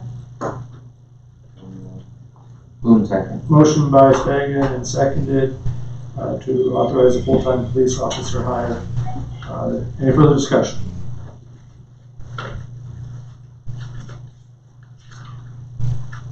Hearing none, all in favor say aye. Aye. Opposed? Nay. One negative. Motion passes. New business, Tucker Boxell, Electric Department. Thanks, Mike. Thank you. What's the rate at, Jerry? 3172, and he has earned his journeyman certificate now. Is there a motion to approve the increase of 3172 for Tucker Boxell? Shop make a motion for trucker at Fox Haven Electrical Department wage increase, journeyman lineman, rated 3172. Go in a second. Motion by Schott, seconded. Tucker Boxell into 3172. All in favor, or any further discussion? All in favor, say aye. Aye. Opposed? Motion carries. Pay request number 1, East Substation Access Road. We got a pay request of $77,493.32 to 605 companies. Banner's on, done their review of that, and we'd like to move forward with paying them for the work they've done so far. Shall I make a motion, pay request number 1, East Substation Access Road, as Jerry Simon stated the amount, $77,000, whatever it was. Boom second that one. Motion by Schott and seconded to authorize the pay request in the amount of $77,493.32. Jerry's on it. 77,493.32. Oh, I'm sorry. 493.32. Yeah, there you go. Okay. Any further discussion? Hearing none, all in favor say aye. Aye. Opposed? Motion carries. 115 kilovolt, 1,000 volt transmission line construction. Yeah, we just want to go. Mike, is this the last item we have total on that? Mike, is this our last bid item we have? Yeah. Yes, that is correct. Okay, so we'd like to go forward with getting this one authorized. We got all this stuff coming in now, so now we gotta find someone that'll build it for us, so. Boone moved to authorize for advertise for the 115 kV transmission line construction. Oh, second. Motion by Bruce, seconded to authorize advertising the 115,000 volt transmission line construction. Further discussion? All in favor, say aye. Aye. Opposed? Motion carries. Malt beverage license approvals. I have received everybody's malt beverage license and the fees from, the Bridges at Beresford Golf Course, Casey's General Store, Total Stop, Jet Convenience, the Burt's Beer Garden, except for the Dollar General. Oklahoma, the state is shut down, and so they're having problems with paperwork and getting it. So I have the application, but I don't have a signature. Aren't they late every year? They're pushing it every year. I think so too. When's it expire? Except it is due to the state, the last business day of the month, and our next meeting isn't until June 1st. Can we approve it if it's not signed, as long as it's signed before? Yeah, you could do that. She can't submit it until it's signed. No, so. right. The application, the change in it, it's just the signature. So we just accept them all, or do we have to accept all of them that are done and then the one that's not completed? Well, she just won't be able to send it in. Right. They're approved, but she can't send it into the state for issuance of the license till it's signed. Do we do them all as one? So, yeah, you can do them all. So I make a motion to approve the permits as Elaine stated. Malt beverage licenses. Malt beverage operating licenses. Malt beverage operating licenses. There you go. Dave second. Motion by Schott and seconded to approve the malt beverage operating license. Any further discussion? Hearing none, all in favor say aye. Aye. Opposed? Motion carries. Authorized payment of bills. Who moves to pay the bills? Second. Motion by Boone, seconded to authorize payment of the bills. All in favor say aye. Aye. Opposed? Motion carries. Motion to enter into executive session for personnel and legal. Who moves to Motion by Boone and seconded. All in favor say aye. Aye. Opposed? Enter into executive session.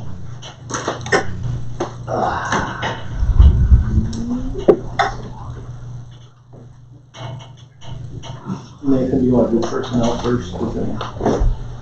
Yeah. Not yet. At some point, you may have to excuse yourself.